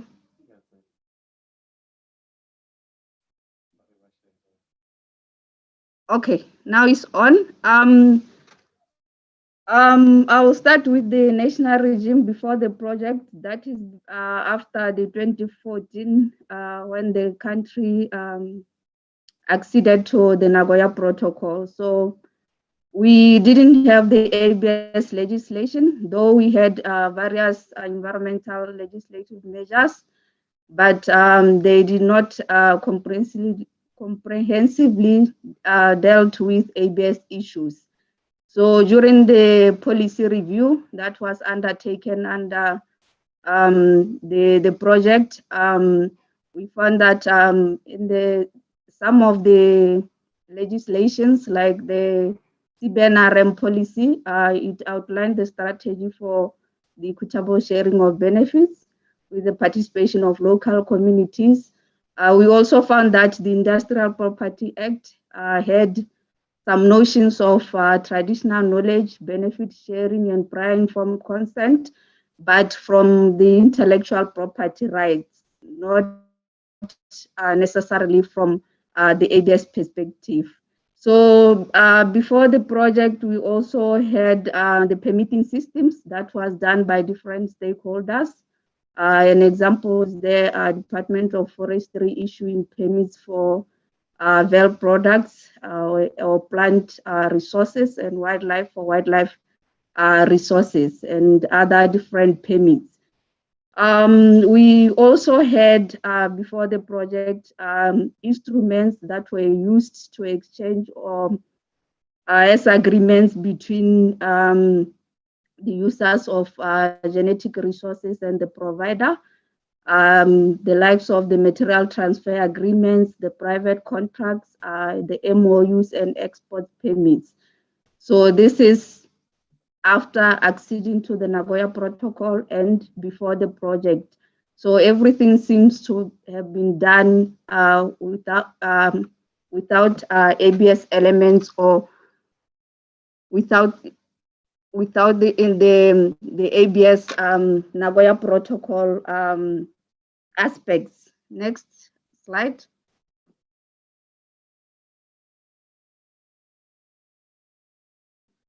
Then we had the 350,000 USD, which we achieved a lot of things, and we took the project as the first step to having a foundation for an ABS regime in Botswana. So the national regime as is now, we call it the interim measures. We are implementing the ABS and the Nagoya Protocol with the interim measures.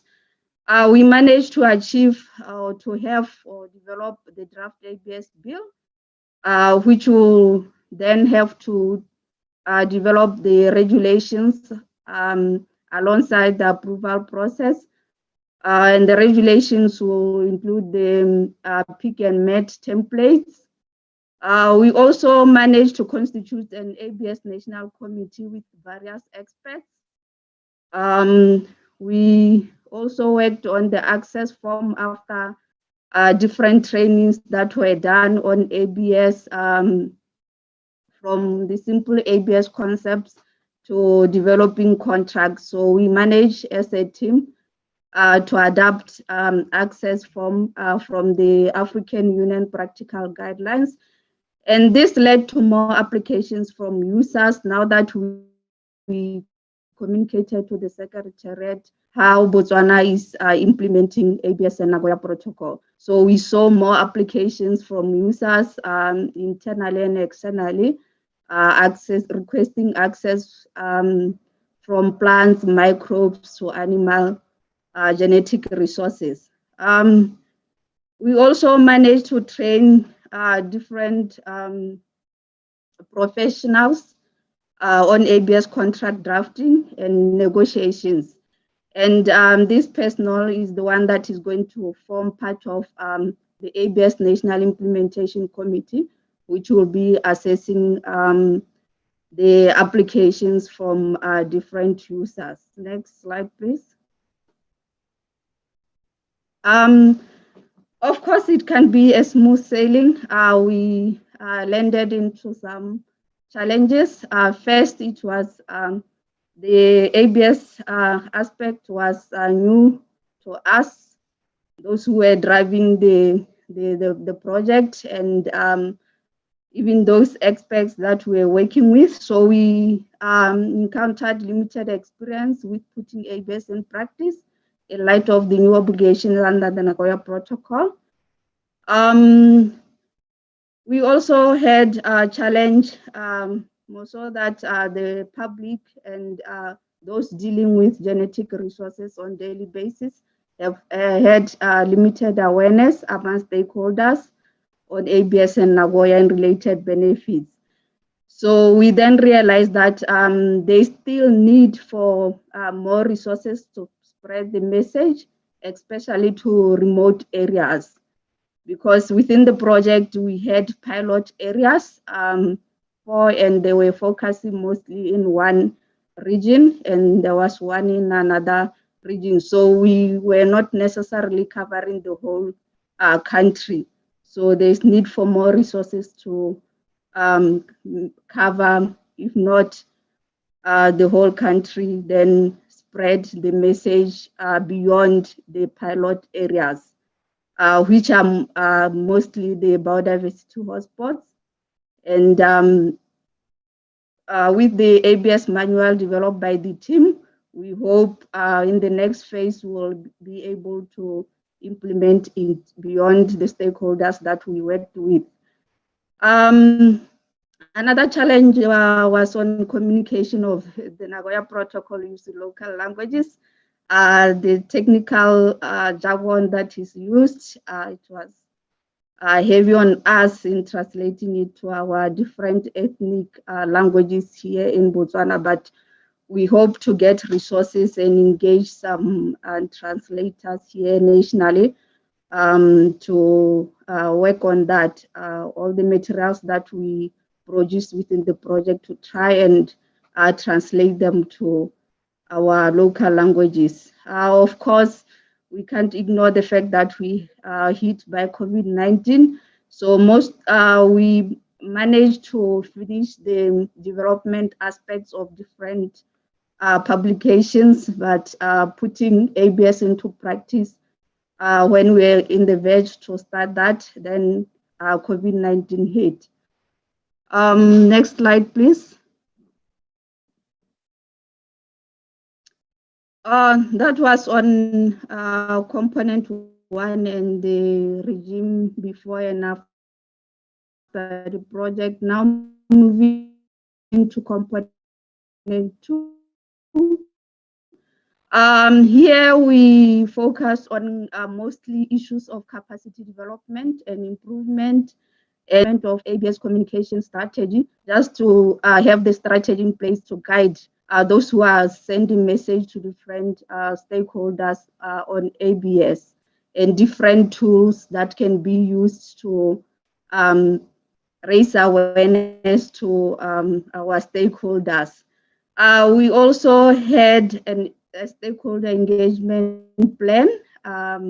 It stipulated different tools on how the private sector can be engaged, how the public can be engaged. So we managed to implement it during the span of the project. We also, under the value chain, managed to develop 2 business cases.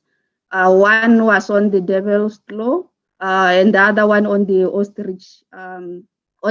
ostrich eggshells, where the communities prioritized these 2 in the Kalahari region. We also had an ABS brochure just to communicate in simple form what is ABS and what it entails. The other ones is the development and administration of a knowledge attitude practice. This tool we developed, the aim being to gauge the knowledge of different stakeholders on awareness of ABS elements, and the results of the CAP that we administered in our workshops that were holding around 80 participants. 2 of them, the one on traditional knowledge and the other one was during the inception meeting of the project. We realized that more is needed in raising awareness on ABS and Nagoya Protocol. Lastly, in this component, of course, we had to look at other ongoing activities, other ongoing forums to try capacitate stakeholders in ABS. So we participated in various capacity development conferences, workshops, and webinars. Next slide. Component 3, strengthening the capacity of IPLCs, and our main activities or key to this components was the development of the biocultural community protocols, which we managed, and we concluded all the 2 community protocols that we said we would do under this project, under this component. The Lerala community groups, biocultural community protocol 1 for Lerala, it was a community, it's a BCP for utilizing morula for cosmetic oil. This community group is represented by close to 26 representation from close to 26 villages, which we find it good in terms of raising awareness and giving them information on ABS and the Nagoya Protocol. So we have BCP for that women's group. Shakawe, it was a group of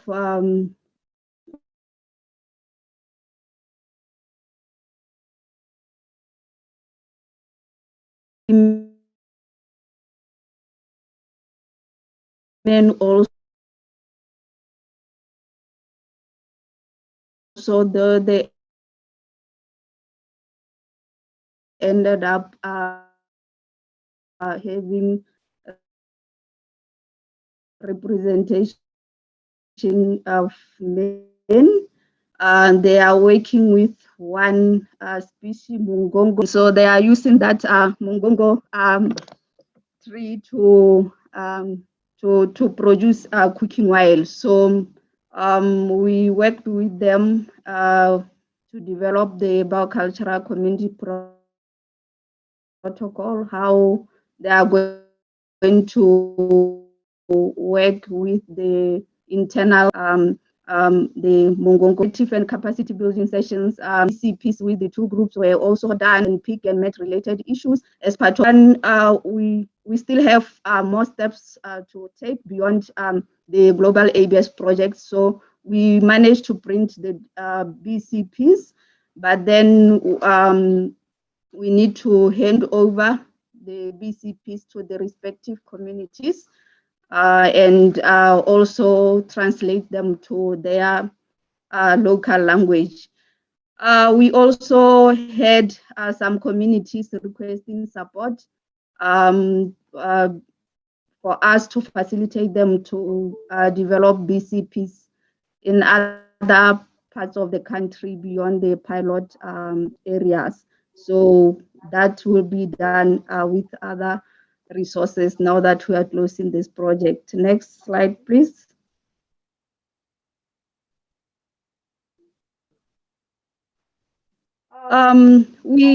As I said, we looked at this project as a way of having a foundation for an ABS regime in the country. So we had to mobilize resources for the next steps now that we have developed the documents and we have trained people in elements of ABS and Nagoya Protocol. So the country took a decision to secure USD 1.96 million for furthering the phase 1. We call this one the phase 1 of the ABS implementation. So we will have phase 2. We got this from the GEF 7 cycle. So we'll have phase 2 of the project. The main components of this phase 2 will be to implement the legislation after its approval and have infrastructure in place documenting the traditional knowledge, capacity building and awareness. And the most part of this phase 2 is the research and development of ABS products. Now that we have the basics and we have people trained in ABS as seen as research and development. The project document is ongoing. The development of the project document is ongoing. So after GEF approval, then we'll hit the ground running and implement what we managed to achieve in this project. Next slide.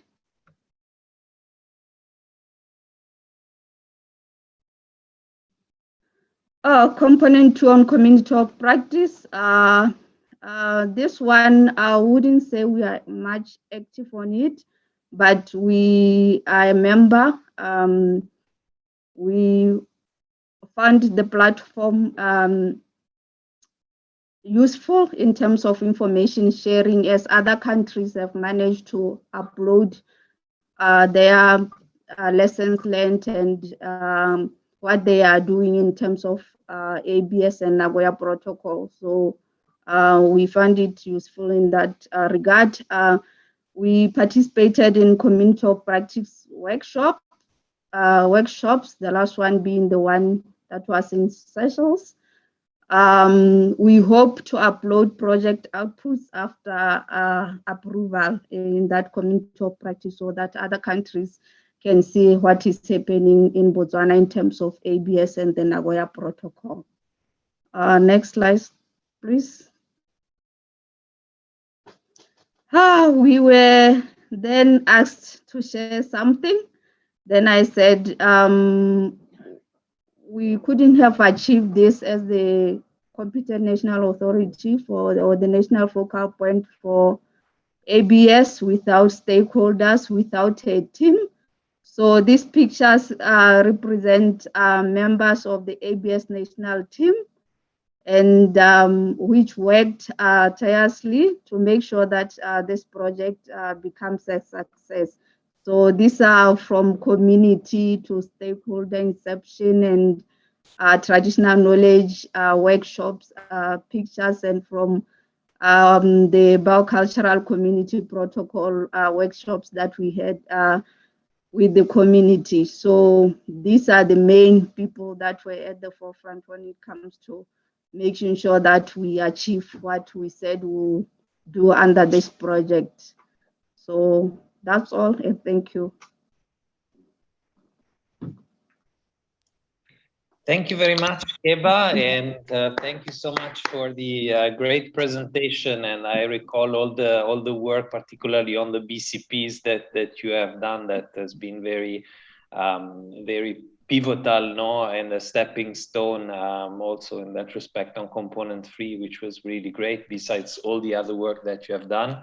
And thank you so much for sharing those nice pictures of all the colleagues from the team, which I would like to thank personally one by one for their commitment and continuous efforts there. And congratulations to you and to the government of Botswana, of course, for also securing the support for the continuation of those activities going forward. I think that's really exemplary, and we hope that other countries will also be able to get that support going forward. So thank you so much, Keba, and thank you, Claudio.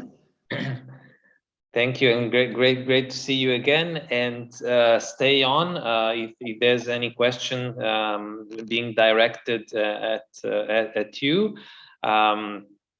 So at this point, I think it's time for our colleagues from Sudan to provide a snapshot of their experience implementing the Nagoya Protocol. So Dr. Hitma, I think this is now your correct time for me to call you on the panel.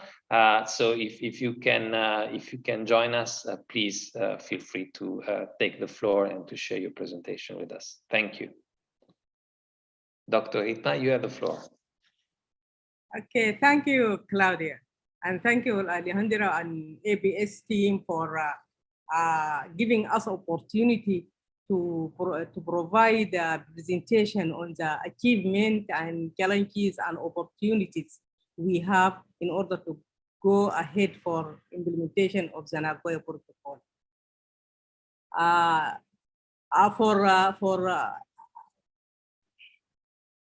Can you hear me? Hello? Yes, loud and clear. We can hear you perfectly. Thank you. Yeah. For component one, we have, before the project, Sudan ratified the Nagoya Protocol in 2014, and the Higher Council for Environment and Natural Resources is a focal point for the Nagoya Protocol. Before the project, we didn't have national APS regime, and also we didn't have measures on APS. However, Target 16 of the MPSAP 2015-2020 was on implementation of the Nagoya Protocol. The awareness was very weak on Nagoya Protocol and even the CBD and the principle of APS. And also capacities was lacked on APS and the Nagoya Protocol. After the project, the national APS regime is one of the main deliverables of the project under component one. And when we develop the APS regime, first we established national technical team from all sectors.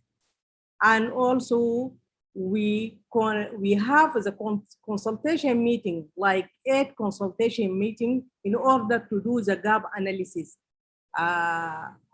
And these 8 meetings were conducted for different stakeholders from,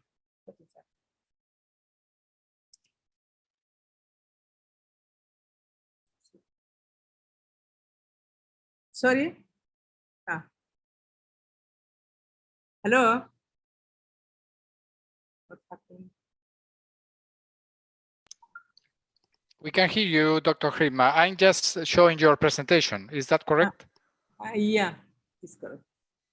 With regard to the involvement, all stakeholders, even the decision maker from the parliament, were included in the development of the legal framework. And this is one of the lessons learned, that the process of the development of the ABS law was accelerated by involvement of all stakeholders in the process. With regard to the ABS law itself, it considered as a key obligation of the Nagoya Protocol. All the obligations of the Nagoya Protocol were considered in the ABS law. Access to genetic resources, including DSI, Big Mat, and IRC, also considered under this law. Benefit sharing obligation, competent authority, compliance measure like checkpoints and other compliance, all are considered in our ABS legal framework. Next, please.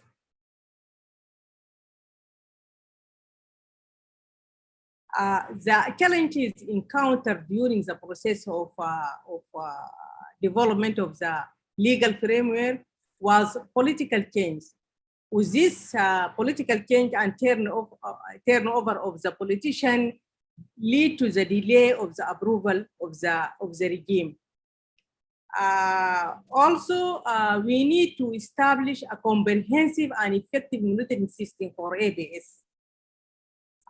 We also need to continue the building capacities on DSI, and we need to integrate ABS regulation across the country, the sectors in the countries. And also the financial support is also one of the challenges, to provide financial support for the implementation of the ABS regime in Sudan. When we come to the compliance, positive compliance, We developed 2 partnerships for biodiscovery. We're established with companies from France, which one is Bioli and the other one is Etargi. And also we have some partnership between universities here in Sudan and outside were concluded.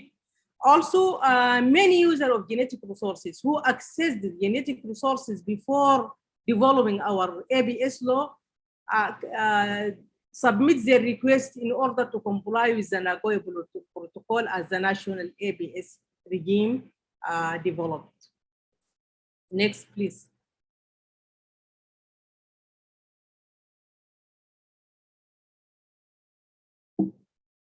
Next.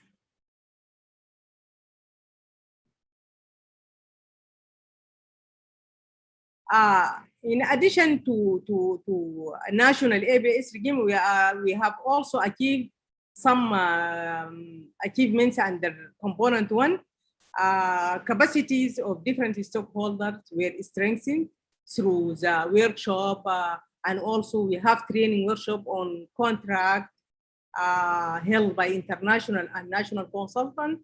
Also, we developed TK guidelines for to inventory of the traditional knowledge guidelines, and we need here to have a protection system for TK before the inventory. We have also developed CHM, and we upload the ABS measure on that CHM. Next. Under component 2, which is focusing on the building trust between users and providers, we have information on user and providers of genetic resources for biodiversity, biodiscovery are available. And also we developed a strategy for initiating research on biodiscovery partnership. We have developed also socio-economic report on value chain. We have 4 value chain identified under the project. We conducted socio-economic studies on them. And also we developed 4 pilot cases to foster biodiscovery partnership. And in this, this including turtles, scorpion, and gamma Arabic. And also 2 partnerships under this component were established, which I already mentioned with Etargi and Bioli companies. Also, we did knowledge, attitudes, and practices assessment. The challenges here is how to mainstream ABS in the national plans and budget to ensure the sustainability of the project activities and outcomes. And also, we need political and financial support from national and international sources. Political will is required in order to secure full range of implementation of the Nagoya Protocol. Next, please. Also, more capacities are needed with regard to institutional and human resources. And we need to focus on the training on the negotiation of skills, negotiation of math and big, and also socioeconomic valuation of key ABS value chain. We need to do some socioeconomic analysis on some value chains. Opportunities we have ABS law already approved from the Minister of Councils. We remain with only last step to be signed by the council or the head of the state. And when we have this ABS law approved or signed from the head of the state, we go ahead for the implementation of ABS as a national level. And we need to raise capacities and awareness on that. With component 3, we develop awareness for local communities through workshops, through campaigns, and also we develop 4 community protocols. Main needs for indigenous and local communities At the state level, workshops are needed on ABS awareness workshop. Also, application of community protocols is, we need to consider that, and to continue capacity building on the negotiation skills on the mat, and to increase the coverage of local communities with awareness raising. Also, they asked for more community protocols to be developed. We need also to establish protection mechanism for traditional knowledge in our future. Next. Next, please. With regard to sustainable development goals, the project at this point is contributed to SDG 5, which is on gender equity, as we involved many women and men in the implementation of the project. Also, SDG 15.6 about promotion of fair and equitable sharing. Of course, this achieved. And also we have develop partnership, this with regard to SDG 17, and on capacity building 17.9. This all achieved. For opportunities, we have awareness raised for policymakers, researchers, indigenous people, and local communities. And also approved ABS law will provide a good opportunity for implementation of the Nagoya Protocol. The strengthened capacity of the stakeholder and their knowledge and understanding of the activities and obligation of the Nagoya Protocol. This will help in the implementation of the Nagoya Protocol itself. The willingness of the local communities is one of the opportunities to implement the ABS as a national and sub-national level. For component 4, about the platform for ABS global platform, we are familiar with this community of practice, and also it is easy to access and very simple, and all information and publication, webinars, and other learning materials are available, and we participated in that. The issue of sustainability of the ABS community of practice should be considered, because it should be sustained even after the project, because it is very important to have this community of practice for exchange of knowledge and experiences. These are some photos from during, we take it during the project implementation. We have so many project photos, but because to limitation, we couldn't put all of them. Excuse me, Professor Maida will have intervention on component 2, if you allow, biodiscovery. If you allow her to make. Yes, please go ahead. Thank you very much for this opportunity. Hello for everyone. And I want to add few things about biodiscovery in Sudan. And mainly this project paved the way for Sudan, or will pave the way for Sudan to make use of its biological diversity, because Sudan is rich in biodiversity and mainly genetic resources and associated traditional knowledge, which is used since many times ago for treatments and of some diseases and as a cosmetics. And we have a dedicated institute called in the NCR called Medicinal and Aromatic Plant Research Institute, which is mainly undergo research, applied research on medicinal and aromatic plants to develop products.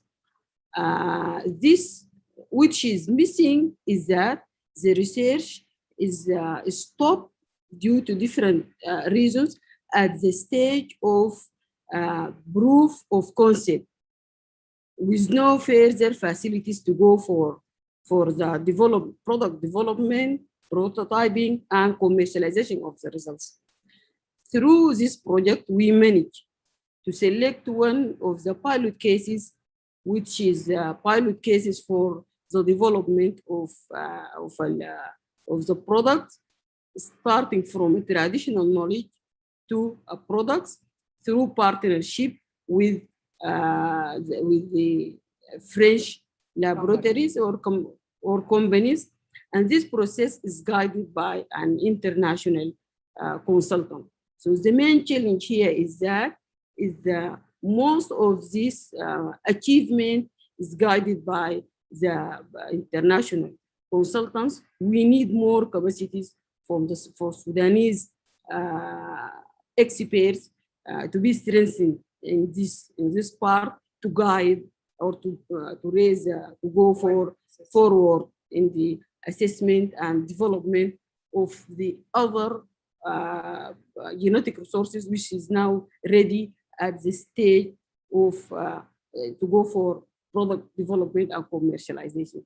And the main challenge here, I can say also, is how to find a suitable partner or how to create the interest of this partner to engage with you in the development of the product.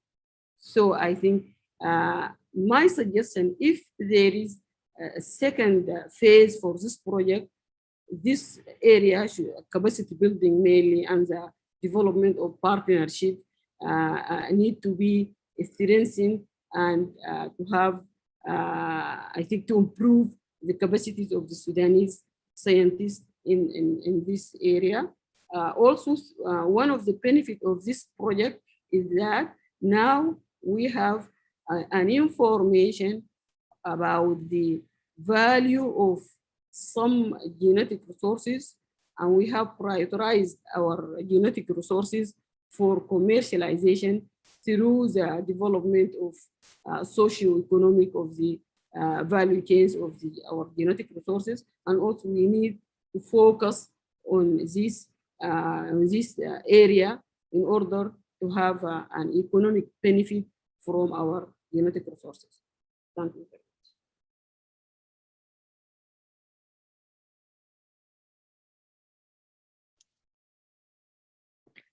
Thank you so much, Professor, and thank you for the great illustrations and presentation, Dr. Kitma, regarding the experience in Sudan, and also for highlighting, some of the challenges indeed that many countries are facing, including Sudan, in terms of building domestic capacity, to develop value chains and the need to establish partnership for that purpose. So thank you so much for that.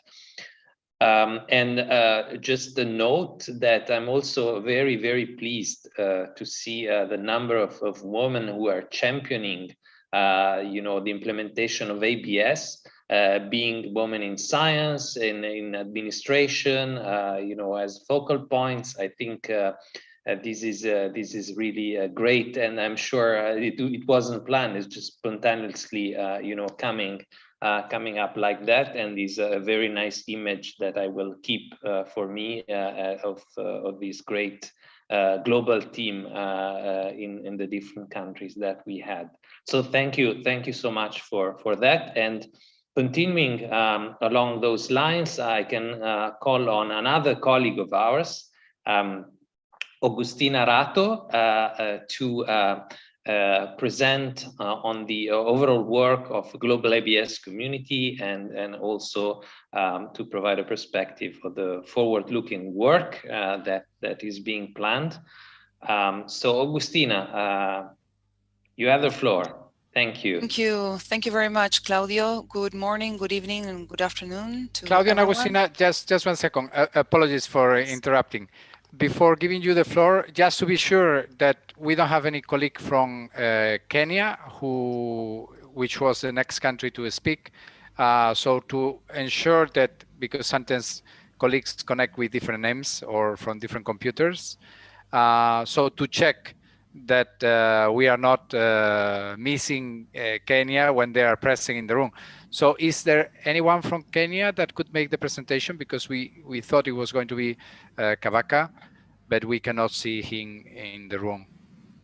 So please, if there is someone from Kenya that is going to make the presentation, speak now or be quiet forever, right? Okay, that seems to be the case. Better in these ways, not to regret, no, that we haven't given the chance to ensure that they were in the room. Apologies, Claudia. Apologies, Agustina. Go ahead. Okay, thank you. So as we have seen today, most of you already know the Global ABS community and are active contributors. I will just show you a brief presentation on the results of the Global ABS community and its evolution in the past year.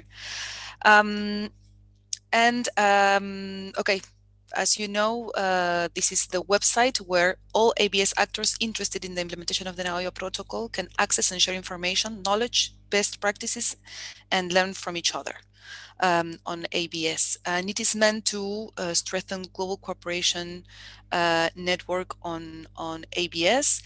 It has been implemented and managed by UN volunteers.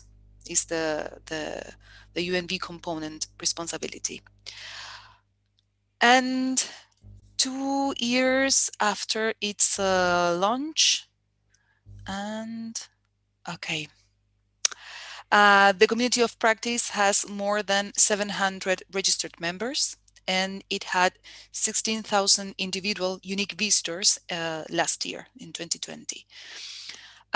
Just for the record, members are not only policymakers, not only project countries, policymakers and government officials, but also leaders of indigenous peoples and local communities, researchers, academics, students, ABS practitioners, consultants, NGOs that work on sustainable development and biodiversity conservation, and of course, volunteers. We all can meet here, have a discussion through the forum section, public discussion, private discussion groups, such as, for example, consultations or discussion on certain paper or document.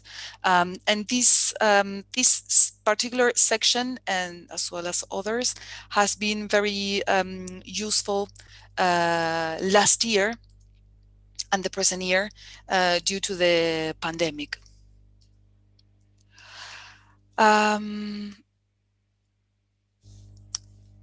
And this is some of the global ABS community by the numbers.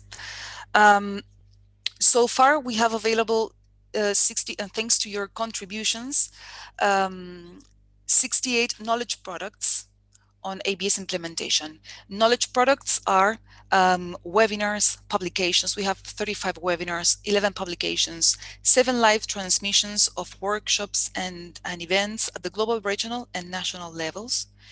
And these features include 11 assistances delivered from the global ABS community to project countries. For example, we have supported countries in the organization of webinars, online trainings, and stakeholder consultations, and the workshops of closing workshops of the project as well.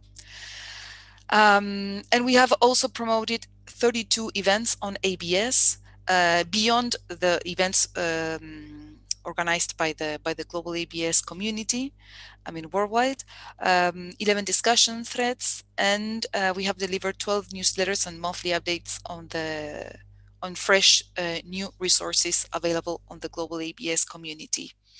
Last year, we have launched 2 new services, the ABS Legal Clinics to provide assistance to indigenous peoples and local communities in the negotiation process of ABS agreements and contracts, and the ABS Business Facility to support researchers, private companies aiming to identify partners in order to comply with ABS requirements.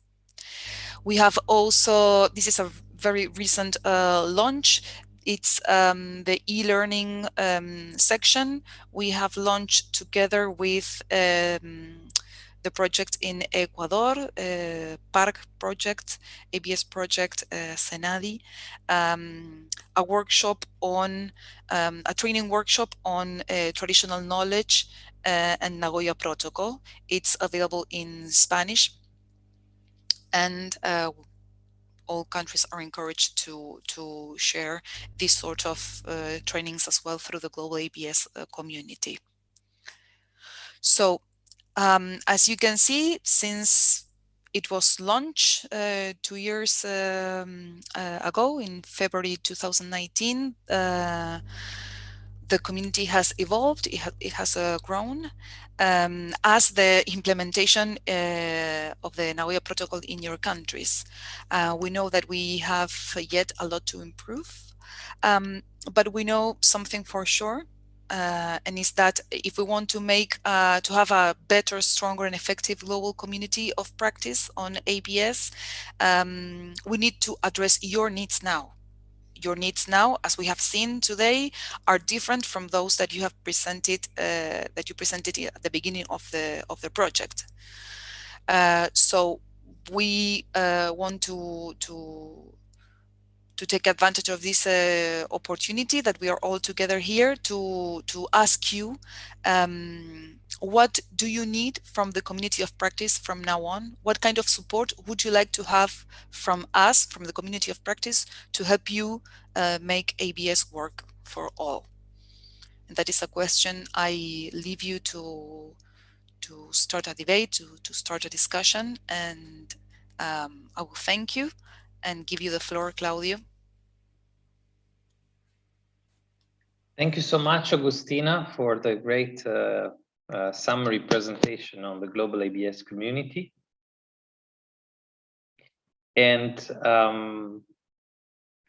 now the floor is open to anyone who wants to make some remarks or intervention, again, using perhaps the question that Agustina has posed as to what services you might need from the global ABS community. If you have some further suggestions or ideas for that, please raise your hand. I'll be happy to give you the floor.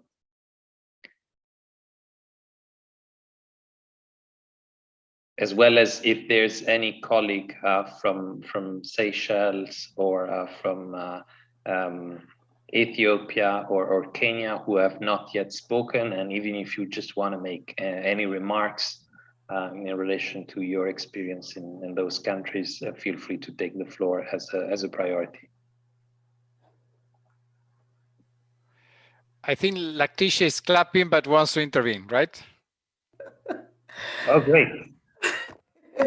Yes, you know, with Zoom is always a challenge because you don't know what to do in order to raise a hand. So I've been like typing, and you know, I can be misinterpreted like I'm saying I'm cheering to the presentation that was, you know, shared. But overall, I think I just need to reflect just on the overall presentation that was shared today.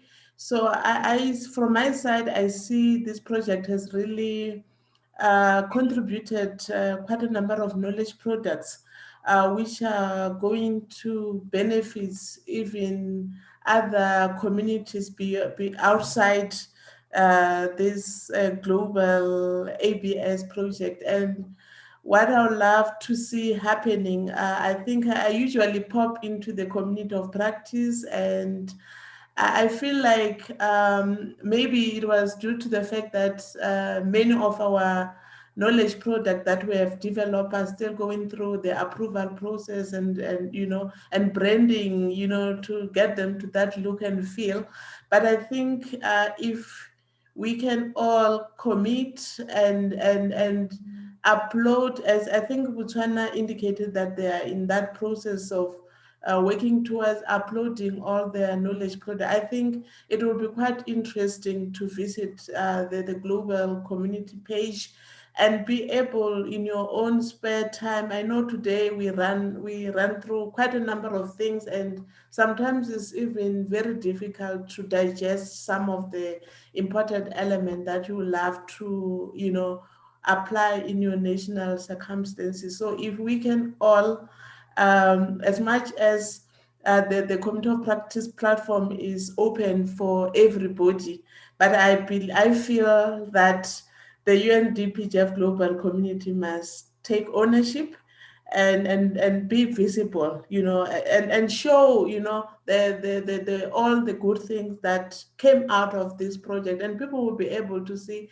the connection and the linkages. I saw a number of BCP. I would love to go into the system and see, you know, the diversity of this BCP from all the participating countries, and that will definitely help us a lot.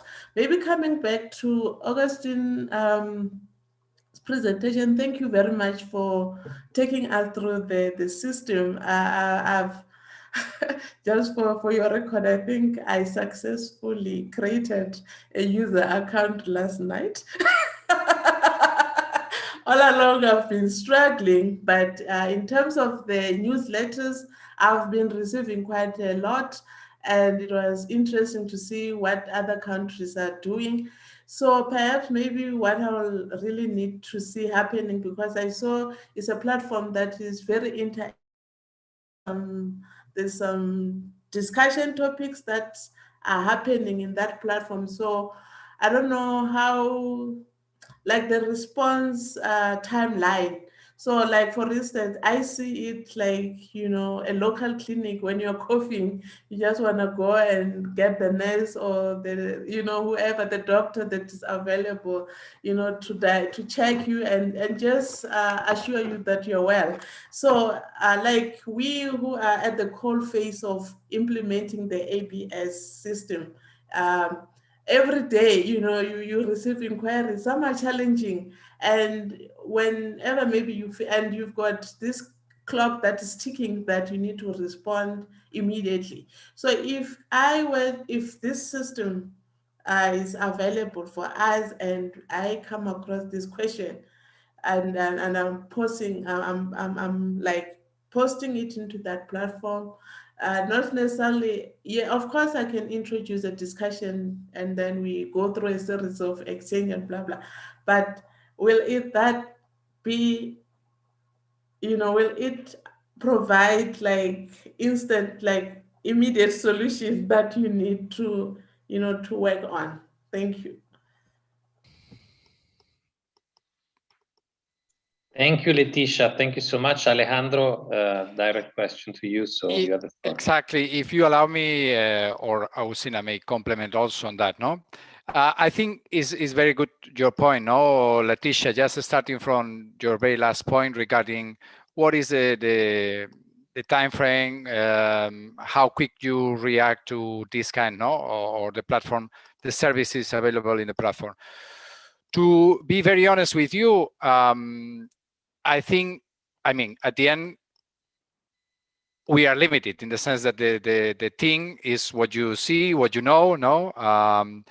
So in principle, I think it works better if you, for instance, directly share your query or send the query with us, okay?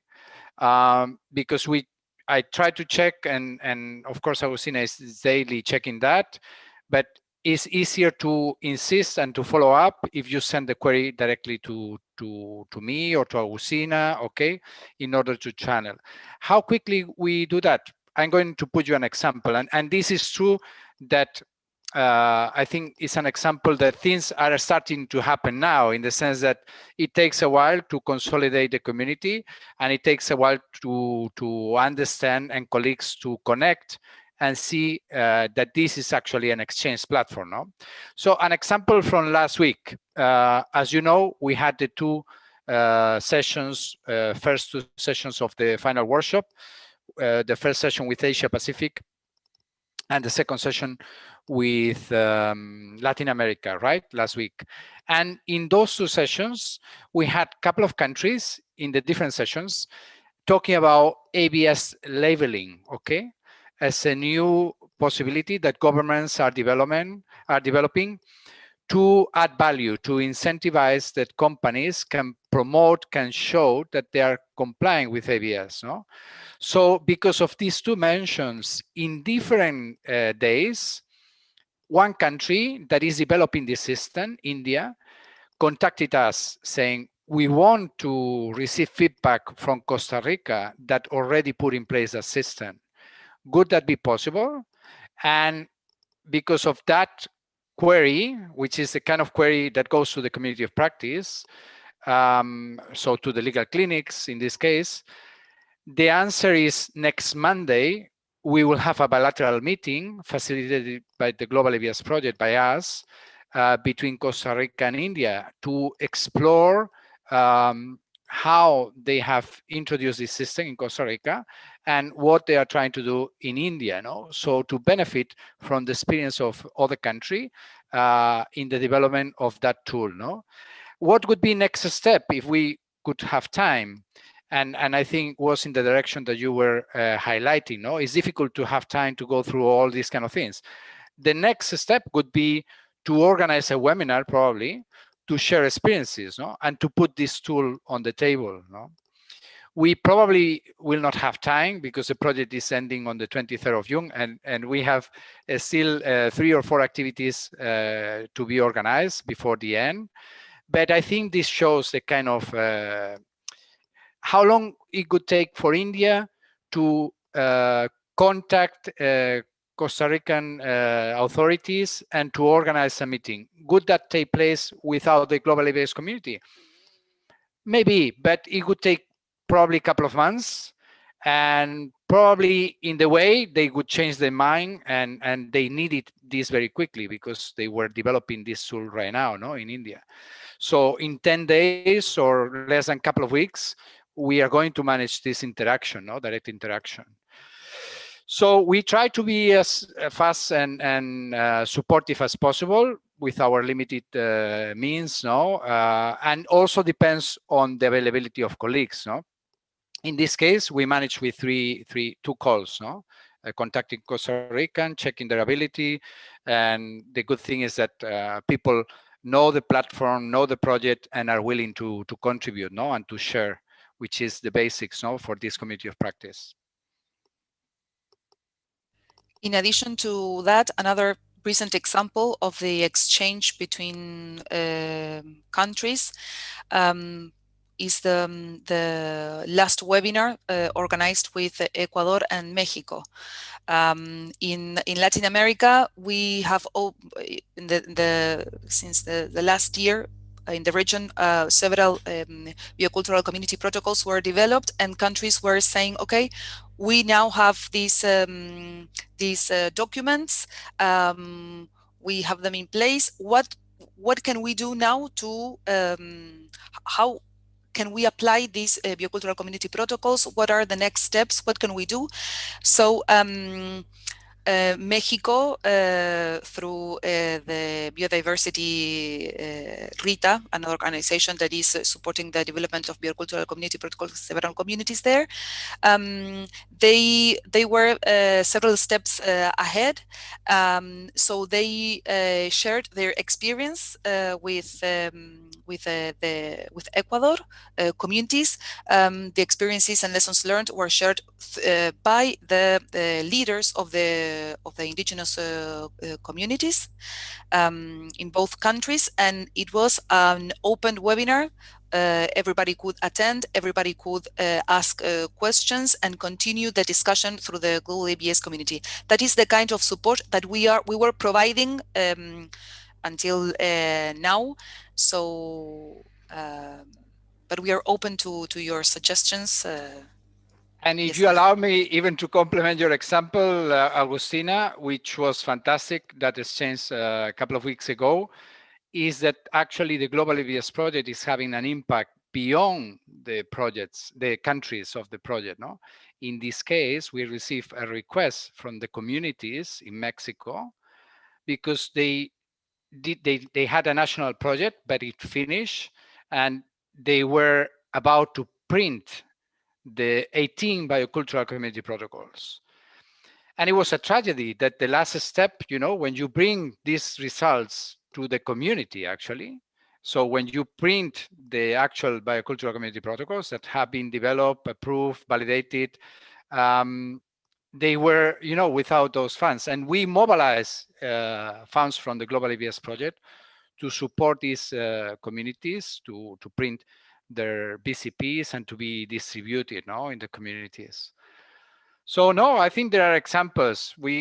I mean, for sure, we would like to have even more impact, but we can see towards the end of the project that we are start to have these direct interactions, as a community, And of course, the potential of the project is to scale, at certain point, those tools to be shared with others in a faster pace than if you have to discover by yourself,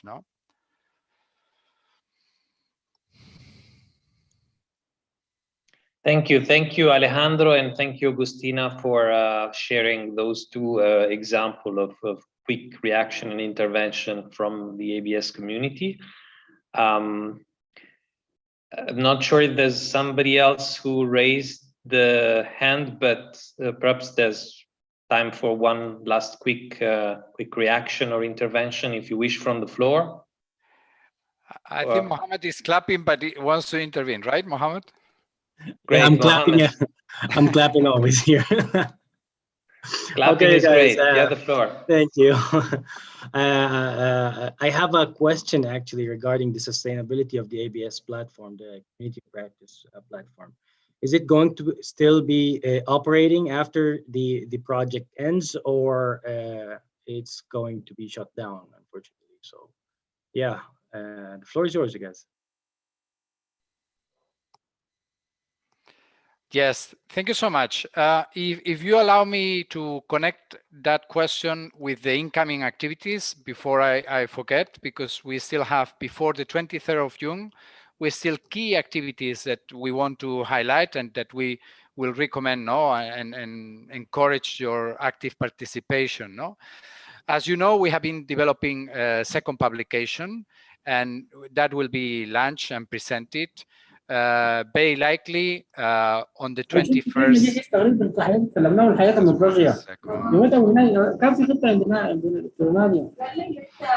One second. Yes, thank you, Agustina, for muting Jasir that just joined the meeting right now. Publication 21st of June, tentatively, which is going to be an important event as well, to show the cases and all the work that has been produced in the countries in a different format, in a format of a publication. And yesterday we had a wonderful meeting with our consultants, with Price Waterhouse. We are going to present in the first half of June, in a date still to be determined, but probably it's going to be the 9th or the 15th, 16th of June. We are going to present the pilot project on blockchain, okay? Which I think is going to bring a lot of innovation, is going to bring or be attractive for private sector engagement, and connects a lot with the chances to move into a second phase in a different and much more innovative approach. And we also have to, we need to have the meeting of the final meeting of the steering committee, that we still need to check with the consultant who is conducting the terminal evaluation when we can schedule that meeting. So those are key activities that I think may change what is going to happen in the coming months. It's true we are searching for new funding for the second phase. It's true that the project will not continue on 24th June. No, we are 1 month from that date, and it could be almost impossible to secure and mobilize funding from this moment. But it was important to have the results from the project, and that's why we thought it was important to have this final workshop, to gather all that information and show the results to you first, and then to the external community, no? And again, I'm optimistic about the chances, no, the window of opportunity that the second half of the year, with the important conference of the parties that is going to take place on biodiversity, may bring, no, to the project, to the continuation of the project.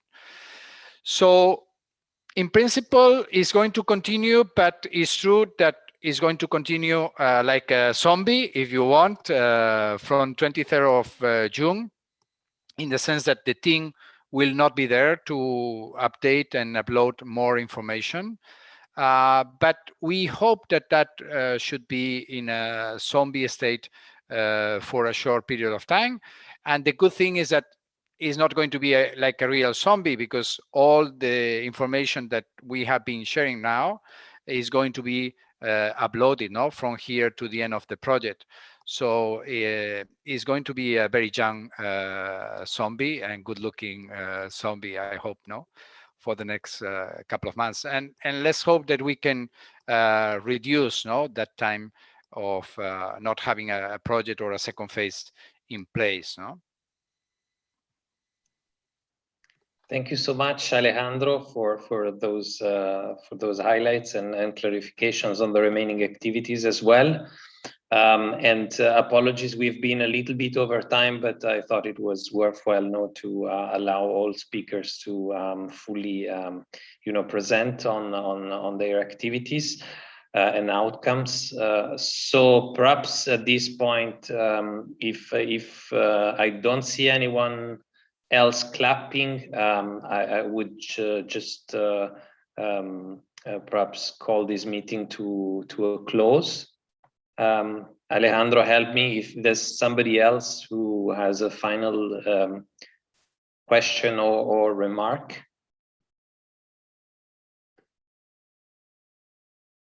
No, just to conclude, if you allow me, just to give very quick closing remarks.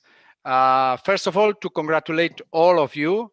There is no perfect country on ABS, not in this region, not around the world. So even countries that have been for many years implementing access and benefit sharing, or even the Nagoya Protocol, have problems, no, for the implementation. And I think Leticia has been very graphic, no, with that image of success, which is never straight line, no, but is always cumbersome, no, and with lots of different curves, no. But I would like to highlight, for instance, great achievements in the region. Comoros, we had two babies, one, the legal framework, and the baby delivered by Haria 10 days ago. So thank you so much for the efforts of the colleagues, in particular Haria, to join us, no, under those circumstances, and shows the commitment, the interest, the hard work and very dedicated work, no, that all the colleagues are doing in this project. So thank you so much, and our hearts go with them, no. The same goes with Jordan, no. Very recently, approval of the ABS by law, no. We know we are 23 countries. We have developed 23 legal frameworks, draft legal frameworks, but we have managed only to approve 7, no. It's very difficult. It takes a while, no. So in this region, we have 2 countries that have managed to leave that legacy, no. There is the best possible legacy is have legal frameworks in place, and of course the institutional capacity, the public awareness, no, the people to conduct and be engaged, no, on these elements. In that sense, I would like to highlight Botswana, no, that starting from 0 managed to involve more than 1,000 and I think 200 or 300 stakeholders, no. You are the country that starting from 0 managed to mobilize such a big number of stakeholders, no, which is a pity that we don't have more time, because I think it would be nice, no, to learn from you how you manage.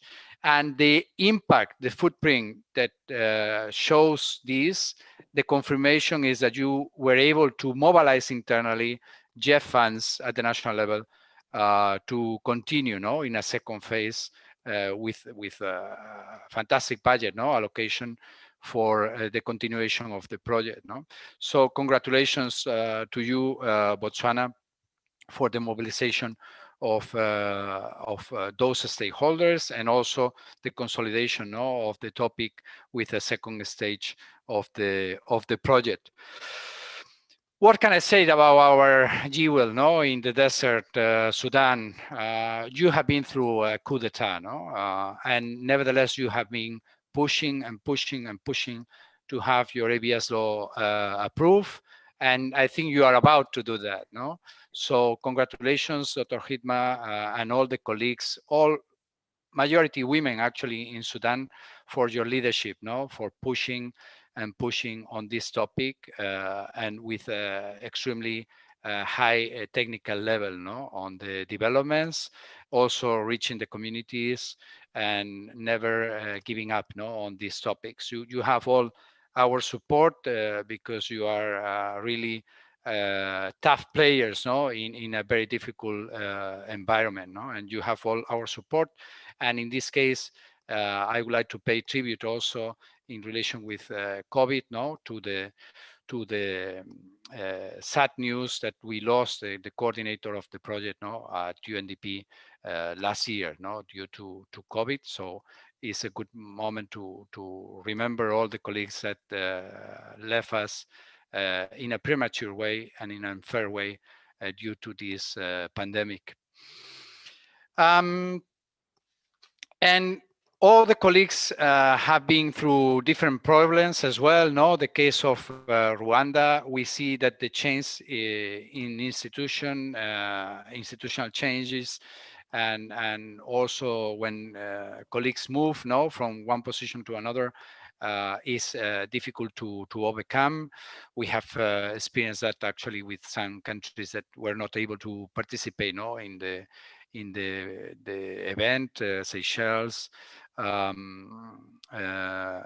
Seychelles, Ethiopia, or the case of Kenya that had confirmed, but unfortunately could not join at the end, no?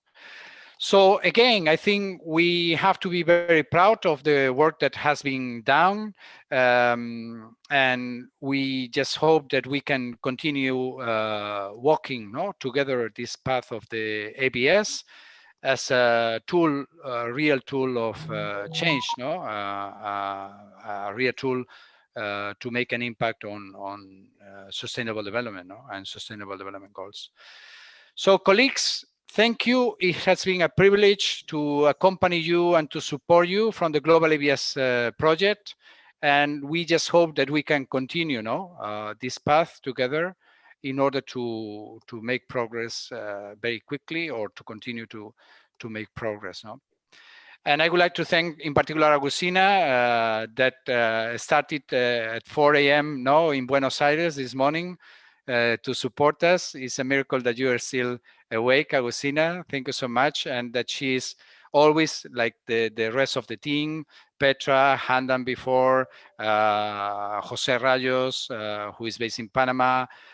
So to all the colleagues, of course, all the regional specialists, no, Claudio in this case, that have been all the time supporting us even after their contract, no, but they are fully engaged with the project and always very, very kind and supportive.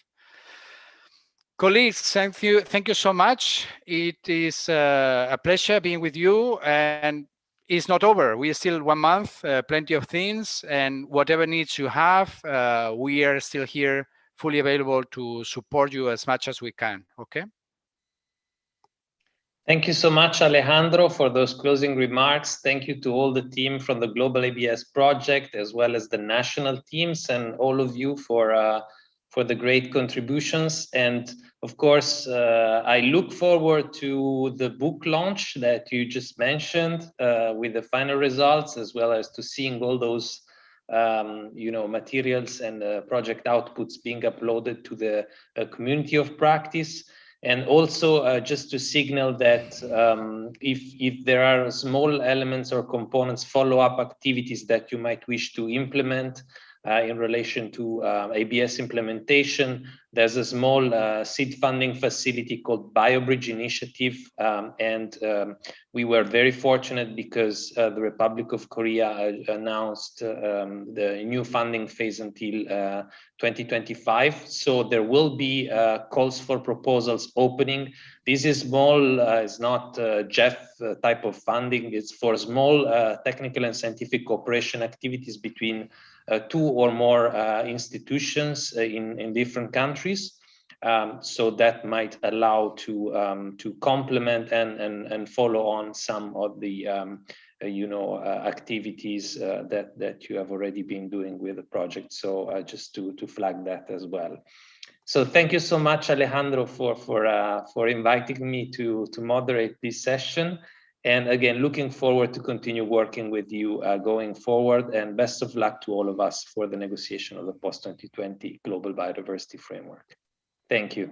Thank you so much, Claudia. Thank you so much, colleagues. Thank you. Take care. Okay. The meeting is closed. Bye-bye. Thank you. Thank you. Bye. Bye. Bye.